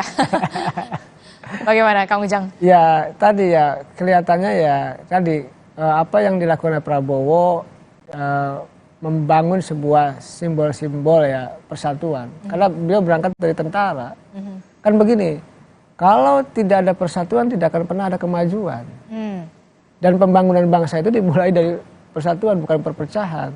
Oleh karena itu ya simbolik putih-putih itu selain tadi Baris mengatakan simbol kesucian gitu ya, simbol kebersihan, tetapi saya melihatnya bahwa ada pesan yang jauh menjangkau ke depan. Tadi simbolik persatuan itu menjadi penting, bahwa oke, lupakan yang lalu, lupakan konflik-konflik, lupakan apa perseteruan, akhiri polemik Pilpres, dan mulai awal dari nol tadi, dari awal lagi, sehingga ke depan sudah memformat mendesain bangsa itu dengan baik. Nah, mohon maaf Mbak Disti, kalau kita bicara persaingan global, persoalan bangsa yang begitu rumit, complicated dan banyak, ini harus diselesaikan oleh Prabowo Gibran. Kita mulai dari misalkan dari janji kampanyenya dulu, itu kan juga tidak mudah untuk bisa merealisasikan. Lalu bagaimana dengan konektivitas dengan program-program Jokowi sebelumnya gitu. Bagaimana, apakah IKN akan dilanjutkan, apakah setengah dilanjutkan atau tidak. Kan kita tidak tahu juga. Oleh karena itu saya melihat butuh keseriusan dalam konteks membangun bangsa dengan diawali dengan simbolik persatuan itu, kekompakan itu. Karena misalkan contoh ya partai-partai politik pun ya biasanya yang nggak lolos itu ya, misal kita tidak bahas ya partai mana, itu karena memang tidak pecah, tidak bersatu. Apapun itulah, dalam konteks perjuangan bangsa pun kalau kita pecah nggak bisa juga kita bisa merdeka. Gitu. Nah kalau konteks Pilpres pun sama, Prabowo pun ketika ingin membangun bangsa, maka yang harus dimunculkan adalah konteks persatuannya itu. Karena tanpa persatuan seperti yang saya katakan tidak akan ada pembangunan, tidak akan ada kemajuan, dan tidak akan ada peradaban. Nah, dalam konteks membangun itu semua, maka dibutuhkan persatuan dan simboliknya kekompakan itu. Nah, simbol-simbol ini sebenarnya ingin dikemukakan oleh Pak Prabowo, tentu sebagai bagian daripada inisiatif ya untuk membangun bangsa bersama-sama. Tentu merangkul, mengajak, membangun rekonsiliasi, itu menjadi sebuah keniscayaan. Tetapi nanti bagi yang mereka yang diajaknya tidak mau, atau misalkan PKS menjadi oposisi, PDIP pun misalkan mau menjadi oposisi, itu terserah. Karena bagaimanapun ya dalam konteks membangun demokrasi yang kuat, sehat dan beradab itu yang membutuhkan juga partai politik yang bisa mengawasi, yang bisa mengontrol, dan itu butuh ketangguhan dari partai-partai oposisi. Ya jangan sampai seperti kejadian pada masa Pak Jokowi. Kita melihat bagaimana Pak Jokowi membangun format koalisi yang terlalu gemuk, misalkan 82%, sehingga hanya menyisakan Demokrat dan PKS, dan di akhir hanya PKS sendiri. Ini menjadi problem juga. Kenapa problem? Misalkan di tengah jalan ketika ada revisi Undang-Undang KPK, rakyat tidak mau gitu ya, tapi karena memang koalisinya gemuk ya dieksekusi. Jalan terus. Omnibus Law juga sama. Omnibus Law, Jadi kan betul, jangan juga kerja, ya. ke depan juga bagaimana sebenarnya, walaupun kita ingin pemerintahan Prabowo Gibran kuat, tapi kita ingin juga controlling ya, pengawasan yang kuat juga dari partai-partai yang lain yang di oposisi begitu. Oke, kalau kita lihat ini Kang Ujang dan juga saudara, ini baru saja Ketua Umum dari Partai Demokrat Agus Harimurti Yudhoyono dengan mengenakan jas Demokrat, Partai Demokrat ini baru saja tiba di Gedung KPU Republik Indonesia untuk juga turut menyaksikan penetapan pemenang Pilpres 2024. Kalau kita lihat memang sejumlah ketua umum partai politik begitu ya turut diundang oleh KPU. Tak terkecuali juga pasangan 01 dan juga 03 yang kemudian juga diundang pula untuk menghadiri penetapan pemenang Pilpres 2024. Dan baru saja kita lihat Ketua Umum dari Partai Demokrat Agus Harimurti Yudhoyono baru saja tiba di gedung KPU RI untuk menyaksikan penetapan pemenang Pilpres 2024. Semakin ramai mendekati pukul 10 penetapan pemenang Pilpres 2024 sudah semakin banyak. Ini juga kita melihat ada Menko Polhukam juga hadir ke gedung KPU, disambut oleh ada juga tim hukum dari Prabowo Gibran, ada ketuanya, ada Yusril Iza Mahendra, kemudian ada ketua TKN Prabowo Gibran juga ada Rosan Roslani, kemudian juga ada ketua Projo, kita lihat ada Budi Ari, juga sudah hadir, tampaknya penuh sekali ya di gedung KPU ini. Oh, ini dia, ada Ketua Umum Partai Golkar Erlangga Hartarto yang sudah hadir juga memenuhi undangan dari KPU untuk menyaksikan dan juga menghadiri penetapan pemenang Pilpres 2024. Juga ada dari PSI, ada Menko Polhukam Hadi Cahyanto. Oke, baik, ini tampaknya sudah terlihat semuanya begitu ya, yang sudah hadir dari Demokrat, kemudian juga dari Golkar, kemudian juga ada PSI juga kita sudah melihat. Tapi ada sejumlah partai politik lainnya yang juga terlihat belum hadir begitu ya. Ataukah nanti bersama-sama dengan Pak Prabowo dan juga Mas Gibran juga kita belum tahu ya. Tapi ya sebentar lagi tampaknya pasangan dari Prabowo Gibran ini juga akan segera bersiap-siap untuk menuju ke gedung penetapan pemenang Pilpres 2024. Kalau tadi kita melihat Gibran sendiri memang sudah tiba di kediaman Prabowo di Kertanegara untuk bersama-sama nantinya berangkat menuju ke gedung KPU untuk menghadiri penetapan pemenang Pilpres 2024. Nah, ini baru saja ada mobil yang masuk, kita masih akan tunggu siapa yang sudah tiba di gedung KPU selanjutnya.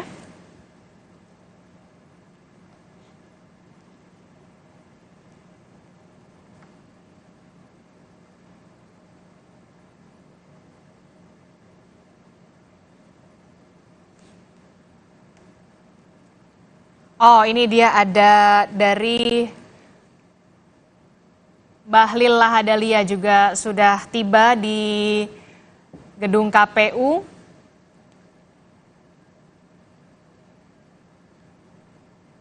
Juga sudah hadir ke gedung KPU untuk menghadiri undangan penetapan pemenang Pilpres 2024 Bahlil Lahadalia. Kalau kita simak, ini ada Ketua TKN Prabowo Gibran Rosan Roslani yang sebelumnya juga kita lihat ya, Rosan ini sempat berkunjung juga ke Teguh Umar begitu ya. 2 kali. 2 kali, gitu kan, pagi-pagi, siangnya juga 2 kali. Kalau 3 kali jadi seperti minum obat. Gimana ini? Ya. Apakah nanti akan benar-benar terwujud? Ya, saya melihat kalau pertemuannya pasti terwujud antara Prabowo dengan Ibu Mega. Dan saya sudah mengkonfirmasi itu dari pihak PDIP nggak ada masalah, dari Gerindra juga tidak ada masalah, soal momentum.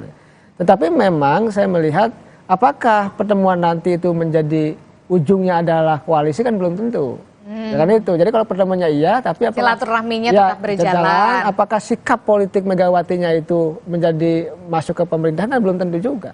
Itu nanti kan tadi. Anda melihat masih 50-50? Ya masih 50 tetap. Karena gini, berdasarkan kebatinan dari konstituen ya, terhadap kekecewaan kepada Pak Jokowi gitu ya, maka kemungkinan besar juga pilihan menjadi oposisi juga pilihan yang menurut saya yang cukup rasional bagi PDIP.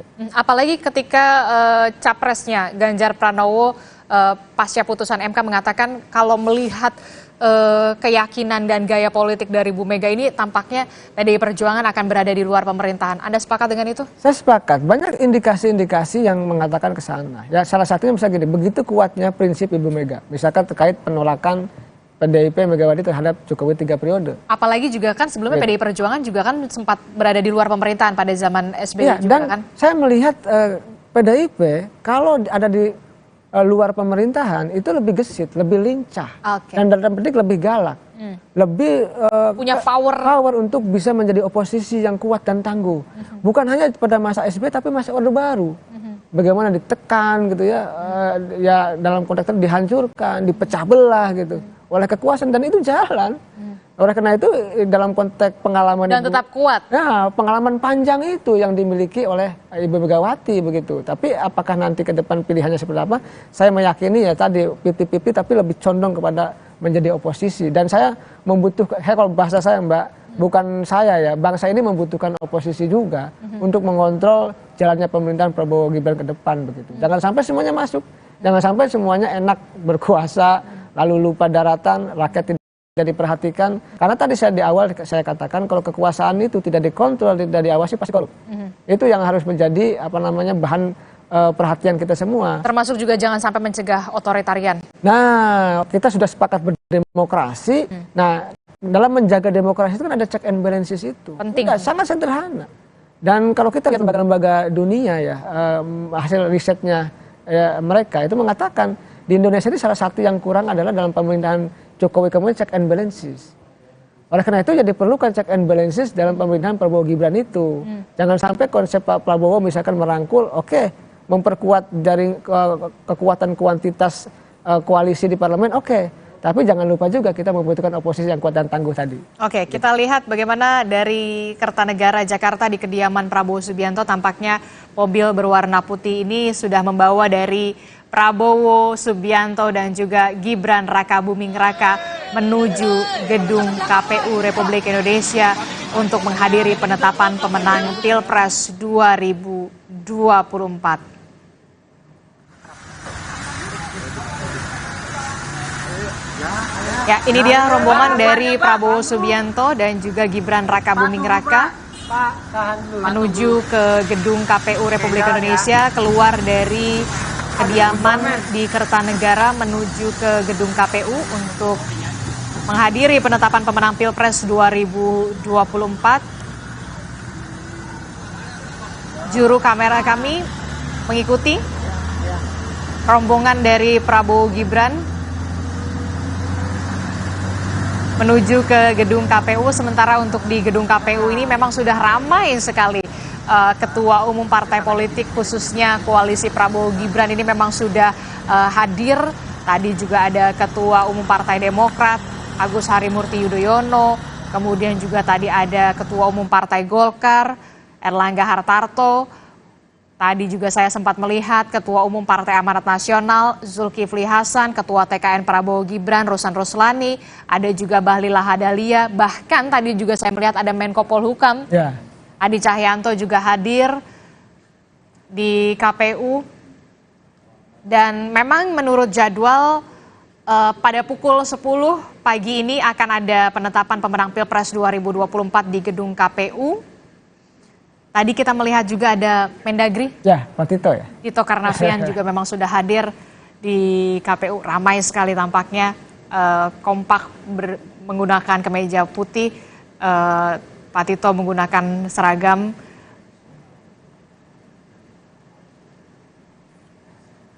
Kita masih akan tunggu bagaimana perjalanan dari Kertanegara menuju gedung KPU di Imam Bonjol, Menteng, Jakarta. Yang juga menarik juga informasinya dari Capres Pemilu 2024 nomor urut 01, begitu ada Anies Baswedan. Rencananya memang terkonfirmasi untuk hadir, tapi kita akan lihat nanti akan benar-benar hadirkah ke KPU bersama dengan Muhaimin. Ganjar Mahfud belum sampai saat ini belum terkonfirmasi, tapi mungkin saja nanti akan ada perubahan atau semacamnya, kita tidak tahu, tapi nanti kita akan nantikan bersama. Termasuk juga ini yang saya juga nantikan adalah bagaimana mengakhiri polemik Pilpres ini, ya kan? Tadi sesuai dengan Gibran di Solo mengatakan kita rangkul semuanya, apalagi 01 dan juga 03 juga sudah mengucapkan selamat, termasuk juga partai mana yang kemudian akan disambangi begitu atau dikunjungi untuk bersilaturahmi, siapa partai pertama, itulah yang kemudian juga membuat kita penasaran pastinya yang untuk diajak bergabung. Tapi tadi Kang Ujang mengatakan demokrasi yang sehat tetap harus ada pengawasan di luar pemerintahan. Jangan sampai seperti apa ya, orkestra seirama dan sekata begitu ya kan. Nanti rakyat ditinggalkan, jangan sampai itu. Jadi elitnya enak, rakyat ditinggalkan. Nah, itu tanda-tanda bahwa tidak ada oposisi yang kuat itu. Dan dimanapun di negara demokrasi manapun butuh keseimbangan. Misalkan di Amerika pun ya walaupun mereka dua partai kuat ya gitu ya. Kalau Demokratnya berkuasa ya Republiknya sangat keras mengkritisi. Begitu juga sebaliknya. Nah di kita walaupun multi partainya besar ya, kalau ada yang berkuasa katakanlah koalisi yang berkuasa, maka ada juga koalisi yang lain juga yang harus mengingatkan. Kan hidup ini sederhana Mbak Disti ya. Butuh keseimbangan. Ada perempuan, ada laki-laki, siang malam, ya baik buruk gitu ya, semua termasuk dalam konteks pemerintahan. Ada yang di sana, ada yang di sini, ada yang di dalam, ada yang di luar, ada yang memerintah, ada yang juga menjadi oposisi. Nah inilah sebenarnya Tuhan ciptakan ini semua sebagai bagian untuk mengingatkan kita semua bahwa ya kalau sesuatu kehidupan ini termasuk kehidupan demokrasi, kehidupan bernegara akan untuk sehat atau ingin sehat, makanya keseimbangan terus ada. Nggak boleh juga bandulnya misalkan kekuasaan terlalu kuat, tadi akan otoriter, akan abuse of power, akan korup, pasti dijamin. Dan itu yang memang harus dicegah. Harus dicegah, ya jangan sampai gini pencegahan, pengawasan atau controlling itu jangan sampai dari masyarakat, tapi diambil oleh partai politik gitu ya, partai politik yang memang kuat dan tangguh tadi untuk menjadi oposisi, itu penting. Karena kalau partai politiknya tidak mau ada yang jadi oposisi, kan lucu mestinya. Akhirnya diambil oleh rakyat, oleh akademisi, oleh civil society, itu kan sesuatu yang tidak bagus. Begitu. Anda melihat PKS dan PDI Perjuangan nantinya akan berada di luar pemerintahan, walaupun memang kalau kita lihat PKS dan PDIP ini punya ideologi yang berbeda. Ya, memang tidak ketemu dalam konteks politik nasional, tapi jangan lupa di pilkada ketemu. Oke. Jadi saya melihat walaupun ideologinya berbeda, satu nasionalis, satu Islam, kepentingannya juga berbeda. Tapi kalau kepentingannya sama untuk ke depan, saya meyakini akan ketemu juga. Jadi ya, jangan-jangan lebih kuat begitu ya, ketika mereka bersama. Iya, karena jangan-jangan kalau lebih sama lebih galak dua-duanya untuk mengontrol pemerintahan Prabowo Gibran. Bisa jadi, dan itu mungkin kita butuhkan. Tadi kita ini membutuhkan pemerintahan yang kuat. Artinya koalisi pemerintahan Prabowo Gibran harus kuat. Tapi di saat yang sama kita membutuhkan oposisi yang kuat dan tangguh. Ini saya selalu ulangi untuk mengingatkan kepada segenap bangsa Indonesia, termasuk partai politik, jangan sampai masuk semua. Boleh merangkul, boleh rekonsiliasi, tidak dilarang, bersatu boleh, tetapi jangan pernah meninggalkan konsep tadi ya, kekuatan penyeimbang itu. Check and balances itu sebagai pengingat dari Tuhan, keseimbangannya harus kita jaga. Itu penting, Mbak Disti. Check and balances itu penting karena untuk tetap bisa mengawasi jalannya pemerintahan begitu ya, tetap harus ada begitu, karena memang demokrasi yang sehat memang harusnya seperti itu. Harus ada. Nah kalau kita lihat nih, ini dia ada Ketua Umum dari Partai Solidaritas Indonesia, ada Kaisang Pangarep yang nampaknya lagi menunggu sang kakak begitu ya untuk hadir di gedung KPU bersama dengan Prabowo Gibran untuk sama-sama menyaksikan penetapan pemenang Pilpres 2024. Nah ini dia dengan menggunakan kemeja berwarna atau jaket begitu ya berwarna merah, ada mawarnya begitu di belakang gitu kan. Nah ini juga yang cukup menarik untuk kita ulik juga PSI ini, ya kan? Gimana Anda melihatnya? Yang gimana? Apa aja sisi mananya nih? Nah ini kan udah pasti kan, apakah nanti juga akan ada jatah menteri begitu kepada PSI? Ya kalau kita lihat dari... Jangan-jangan Kaisang masuk juga nih ke jajaran menteri? Jangan-jangan. Kalau dulu kan begini, kalau Pak Jokowi kalau Pak Jokowi partai kecil, partai non-parlemen tidak jadi. Ya kan? Nah ini kan partai non-parlemen kan? Nah jangan-jangan memang di pemerintahan ke depan non-parlemen akan jadi. Karena begini, Yusril juga kan saya dengar PBB juga dapat. Oh ya? Saya dengar saya benar atau tidaknya, dapat 2 bahkan. Saya tidak tahu. Karena makanya Yusril pandai dari awal berkoalisi, dari awal mendukung gitu. Ya, itu sebagai sebagian strategi. Karena, apalagi ketua tim hukumnya. Tapi di zaman Pak Jokowi yang lalu, ketua tim Pak Jokowi juga, tapi tidak dapat juga. Ya kan? Karena tidak dapat menteri, maka yang dikasih sekjennya jadi wamen. Tapi saya melihat di dalam pemilihan Prabowo Gibran ini kelihatannya partai yang non parlemen pun karena koalisinya sejak awal gitu ya mendukung sebagai basis kekuatan pendukung Prabowo juga kelihatannya ada juga mendapat kursi yang non parlemen pun mungkin PBB. Saya dengar Gelora juga mendengar dapat, ya mungkin PSI pun dapat. Saya melihatnya seperti itu sih. Satu-satu dapat lah ya. Kelihatan sih dapat lah. Tapi Anda melihat Kaisang akan menduduki porsi itu? Soal Kaisang atau bukan, saya tidak tahu. Tapi PSI-nya kelihatannya akan ada dapat jatah itu. Saya melihat begitu. Itu. Tapi ya apapun itu ya tergantung dari Prabowo Gibran itu sendiri ya, yang menentukan, yang punya hak prerogatif untuk menentukan siapa yang akan dipilihnya, baik dalam partai politik pendukungnya maupun pengusungnya maupun dari kalangan profesional. Tetapi kita juga punya catatan dong gitu ya, bahwa sebagai anak bangsa, sebagai kritikus, sebagai media, untuk yang mengingatkan kepada mereka, cari dong yang bersih, cari dong yang bagus, cari dong yang berintegritas, yang mampu bekerja. Yang mampu bekerja, kan semua ada ukurannya, ada indikatornya, ada parameternya. Jadi tidak hanya sekedar populer saja di media sosial. Tidak bisa begitu. Bangsa ini dibangun berbasiskan pada keahlian dong, bukan berdasarkan kepada hal-hal lain. Jadi kalau mereka menterinya ahli ya berintegritas, apalagi Pak Prabowo mengatakan bahwa nanti pemerintahnya tidak akan korupsi kan. Ya. Cari dong, ya betul kan. Jadi menteri-menterinya nanti jangan ada yang terindikasi.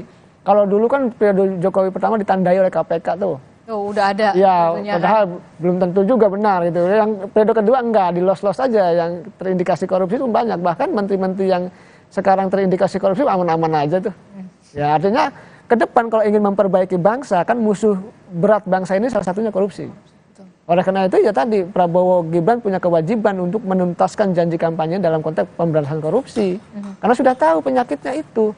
Ya tolong dirubah dong. Dari masa ke masa, dari presiden ke presiden belum mampu ya meningkatkan indeks persepsi korupsi yang baik, yang melonjak gitu. Nah inilah sebenarnya momentum Prabowo Gibran untuk bisa melakukan itu.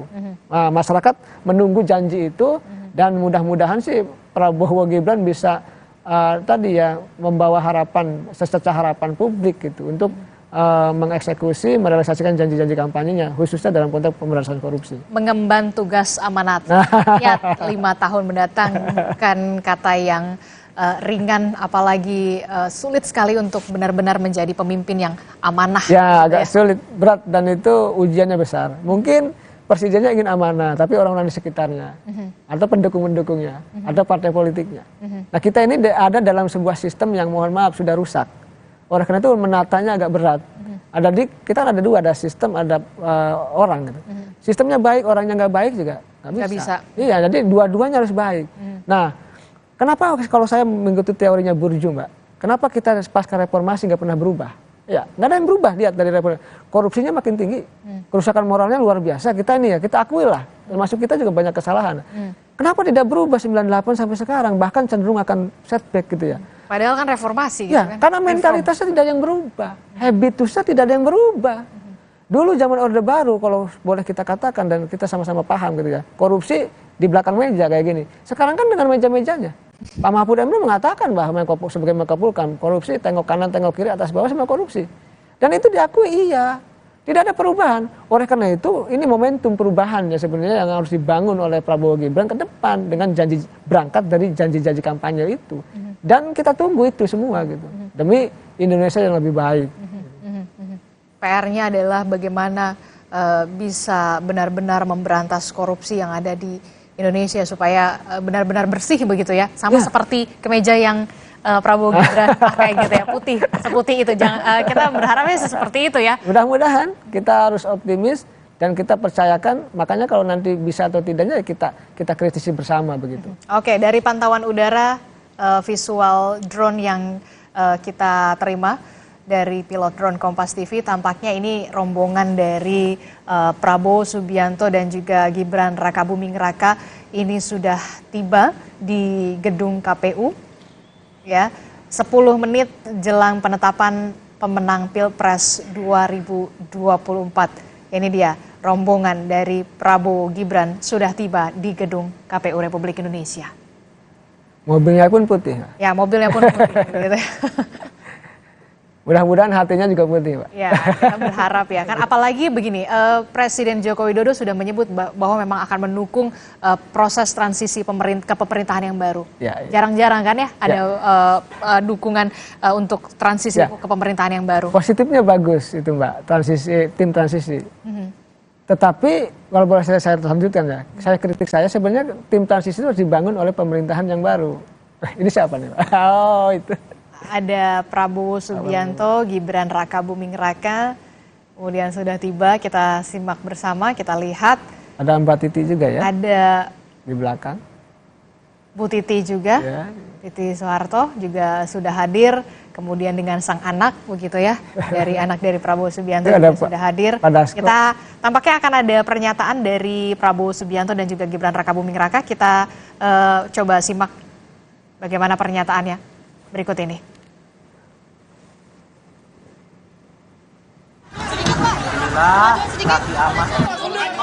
Kan nggak kedengeran ya. Ya, jadi terima kasih. Kita hari ini datang ke KPU sebagai bagian dari proses yang kita jalankan bersama, ya, proses pemilihan presiden, dan kita sudah ikuti semua prosesnya. Hari ini kita menerima ketetapan dari KPU dan selanjutnya kita akan mulai bekerja keras mempersiapkan diri.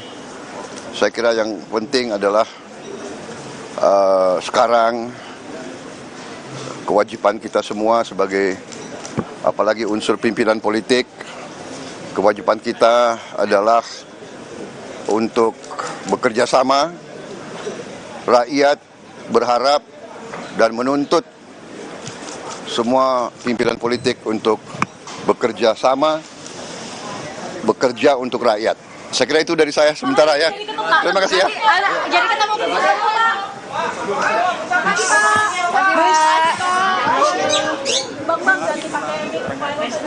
Ya, baru saja kita simak bersama pernyataan dari Prabowo Subianto didampingi oleh wakilnya yakni Gibran Rakabuming Raka. Yang saya underline adalah di garis bawahi bekerja sama untuk rakyat. Itu dia. Apa yang Anda baca dari pernyataan Prabowo? Ya, kalau kita bicara bekerja sama artinya Prabowo Gibran harus kompak. Partai koalisi harus kompak. Nanti yang armada baru, misalkan koalisi yang baru, partai baru juga harus kompak. Nah, kekompakannya menentukan untuk keberpihakan kepada rakyat. Nah, rakyat ini memang begini, Mbak. Masa sih negara yang katanya kaya, kita ini tidur di atas emas, tidur di atas batu bara, tidur di atas nikel, bauksit, gas alam, gitu semua. Kekayaan tapi masyarakatnya masih banyak yang miskin. Ini kan koreksi. Ini kan kita sudah tahu datanya itu. Dan pembangunan terkonsentrasi hanya di Jakarta, pusat bisnis di Jakarta. Nah, ini sebenarnya kan harus menjadi catatan yang sebenarnya harus menjadi fokus ya perhatian dari Prabowo Gibran untuk tadi kalau keberpihakannya ke rakyat benar, maka sejahterakan rakyat. Bukan hanya sekedar memberikan bansos. Bansos itu adalah menurut saya solusi yang bukan solusi. Maksudnya begini, itu solusi orang miskin diberikan bantuan, itu kita dukung. Ada kewajiban negara untuk itu. Itu jangka pendeknya. Ya, tapi kalau orang miskin terus miskin gimana? Kalau anaknya terus miskin gimana? Karena perlu juga ada konteks progresivitas dari orang miskin perubahan yang lebih baik. Kayak saya juga orang miskin, Mbak. Saya orang kampung gitu, orang nggak bisa dicerita jadi ya harus berubah karena dalam konteks membangun kesejahteraan kan banyak variabelnya. Salah satunya yang memberi bantuan. Dan juga meningkatkan taraf pendidikan agar ada mobilitas vertikal namanya. Jadi mobilitas vertikal itu dari orang biasa dia bekerja keras dibantu oleh pemerintah, oleh negara sehingga dia naik kelas. Nah ini kan tidak dilakukan. Upgrade pendidikan itu penting sekali. Sangat penting dan kita menyaksikan raw material bangsa ini hari ini. Lulusan kita, mohon maaf, belum lulus SMP, mayoritas masyarakat kita, itu data real, data pusat statistik. Dan itu diakui oleh Presiden Joko Widodo, strata 1, S1 di Indonesia itu masih sangat rendah. Ya, justru hari ini, nah ini sebenarnya momentum tadi, momentum bersatu tadi untuk rakyat. Nah oleh karena itu tadi, pendidikannya harus diperbaiki, ekonominya harus dimajukan, kan itu. Hukumnya tadi harus ditata. Banyak lagi persoalan bangsa lah yang harus diselesaikan oleh Prabowo Gibran, terutama tadi berangkat dari janji-janji kampanye itu yang menurut saya ya sudah komprehensif yang perlu direalisasikan. Perlu tahapan, bulan keberapa, tahun berapa, anggarannya ada tidak. Ini kan harus harus jelas tahapannya itu. Karena kalau harus ada target harus ada, iya, yang jelas. Kalau tidak ya sulit karena 5 tahun itu bukan waktu yang lama juga, cepat. Karena begitu 3 tahun, 2 tahun udah kampanye ibaratnya udah siap-siap lagi. Artinya sebenarnya konteks pembangunan itu 3 tahun, 3 tahun setengah. Nah oleh karena itu harus memaksimalkan tadi keberpihakan pada rakyat itu. Kita lihat nanti apakah nanti produk undang-undang yang dibuat oleh DPR dan pemerintah nanti apakah berpihak kepada rakyat, kita tunggu. Nah kita tunggu ini komitmen Pak Prabowo yang menurut saya bagus, yang positif, titik awal keberangkatan penetapan KPU untuk Indonesia yang lebih baik. Memenuhi janji kampanye yang memang sudah harus dituntaskan dan juga harus dilunasi ya. Kalau udah berjanji gitu kan penting harus ditepati. Ya, termasuk betul. Juga soal bagaimana janji kampanye yang dilakukan oleh Prabowo Gibran yang populis sekali. Makan siang. Tapi nanti kita akan bahas usai jeda, tetaplah bersama kami di Breaking News Kompas TV.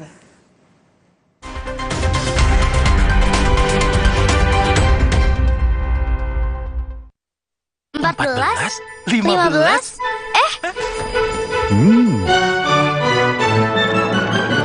Tuh, itu Oreo Pokemon. Tapi ini kan Oreo. Oreo Pokemon edisi spesial. Kumpulkan semua sekarang. Aqua percaya akan keajaiban alam. Maka kami tidak menggunakan galon sekali pakai. Galon kami disanitasi dengan seksama sebelum diisi ulang. Aqua 100% murni. Kata Bu Guru, ilmu itu pelita dalam gelap. Jangan biarkan semangat mereka padam karena sekolah yang rusak. Rp1.000 yang mungkin kecil buatmu berarti besar untuk mereka. 14, 15,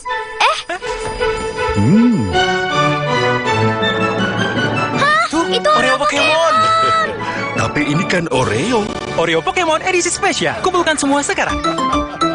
Hidup jadi nggak penuh beban lagi karena dia. pakai Telkomsel Lite. 25.000 dapat 6 GB dan kuota 1 GB tiap bulan. Telkomsel Lite, dibawa relax aja. 14, 15,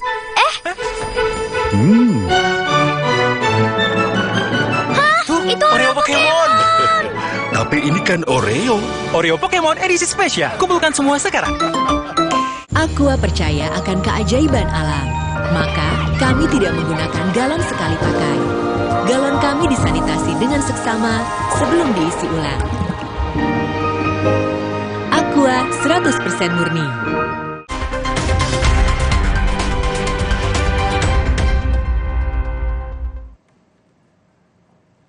Anda masih bersama kami dalam Breaking News Kompas TV terkait dengan penetapan pemenang Pilpres 2024. Ini adalah suasana di mana hari ini KPU Republik Indonesia akan melakukan penetapan pemenang Pilpres 2024 pasangan Prabowo Subianto dan Gibran Rakabuming Raka. Selain mengundang Prabowo Gibran, KPU Republik Indonesia juga mengundang pasangan Anies Baswedan dan Muhaimin Iskandar, serta Ganjar Pranowo dan juga Mahfud MD. Sejumlah ketua umum partai politik dari koalisi Prabowo Gibran sudah hadir di gedung KPU. Tadi kita sudah melihat bagaimana ada ketua umum Partai Demokrat Agus Harimurti Yudhoyono, kemudian juga ada ketua umum Partai Golkar Erlangga Hartarto, Partai Amanat Nasional Zulkifli Hasan, kemudian juga ada dari Partai Solidaritas Indonesia, ada Kaesang Pangarep, dan juga ada Bahlil Lahadalia, Ketua TKN Prabowo Gibran, ada Rosan Roslani, kemudian juga bahkan ada Ketua Tim Hukum dari Prabowo Gibran, Profesor Yusril Izzah Mahendra, ada juga Menteri Dalam Negeri, Tito Karnavian, dan Menko Polhukam, Hadi Cahyanto. Kita masih menunggu sebentar lagi, tampaknya akan ada penetapan pemenang Pilpres 2024 yang akan diumumkan oleh KPU Republik Indonesia. Sementara ini adalah gambaran di depan gedung KPU yang dijaga ketat oleh polisi. Di depan gedung KPU sendiri memang sudah ditutup secara total, barikade polisi sudah dipasang, jadi bagi Anda yang beraktivitas di depan gedung KPU, Anda harus mencari jalur alternatif lainnya.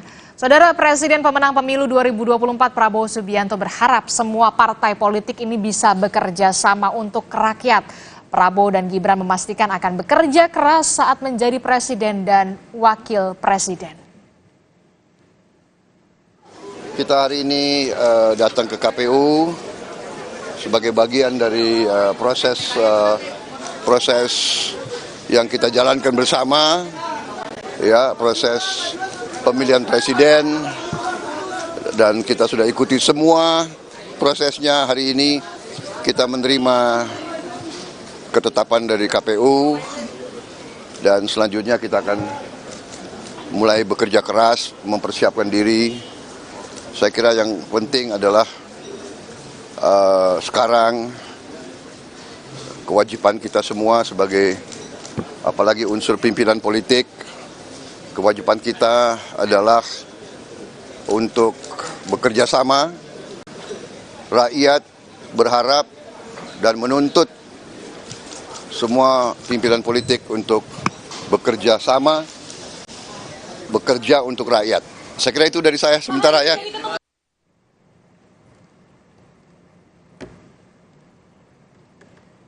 Sementara itu, Saudara, Ketua Umum Partai Demokrat Agus Harimurti Yudhoyono mengucapkan selamat kepada pasangan Prabowo Gibran yang akan ditetapkan KPU sebagai pemenang pemilu 2024. AHY, Saudara, memastikan Partai Demokrat sebagai bagian dari koalisi Prabowo Gibran akan membantu dalam pemerintahan ke depannya.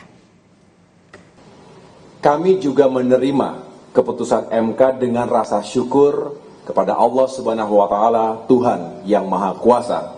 Keputusan MK tersebut telah memberikan kepastian hukum yang sangat kuat bagi pasangan Prabowo Gibran sebagai presiden dan wakil presiden terpilih periode 2024-2029. Insya Allah KPU akan menetapkannya secara resmi pada rapat pleno terbuka nanti.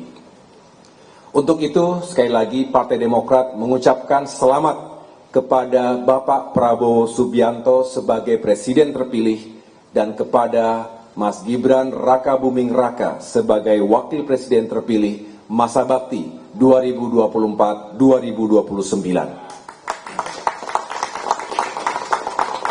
Kami, keluarga besar Partai Demokrat di seluruh tanah.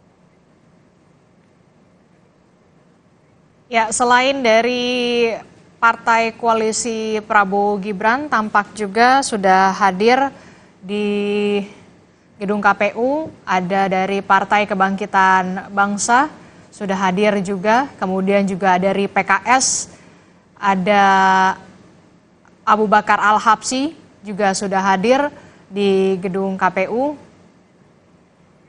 Tampaknya seluruh partai politik juga memang sudah hadir di KPU untuk melihat dan juga menyaksikan penetapan pemenang Pilpres 2024. Kita akan nantikan bersama, Saudara, bagaimana penetapan pemenang Pilpres 2024.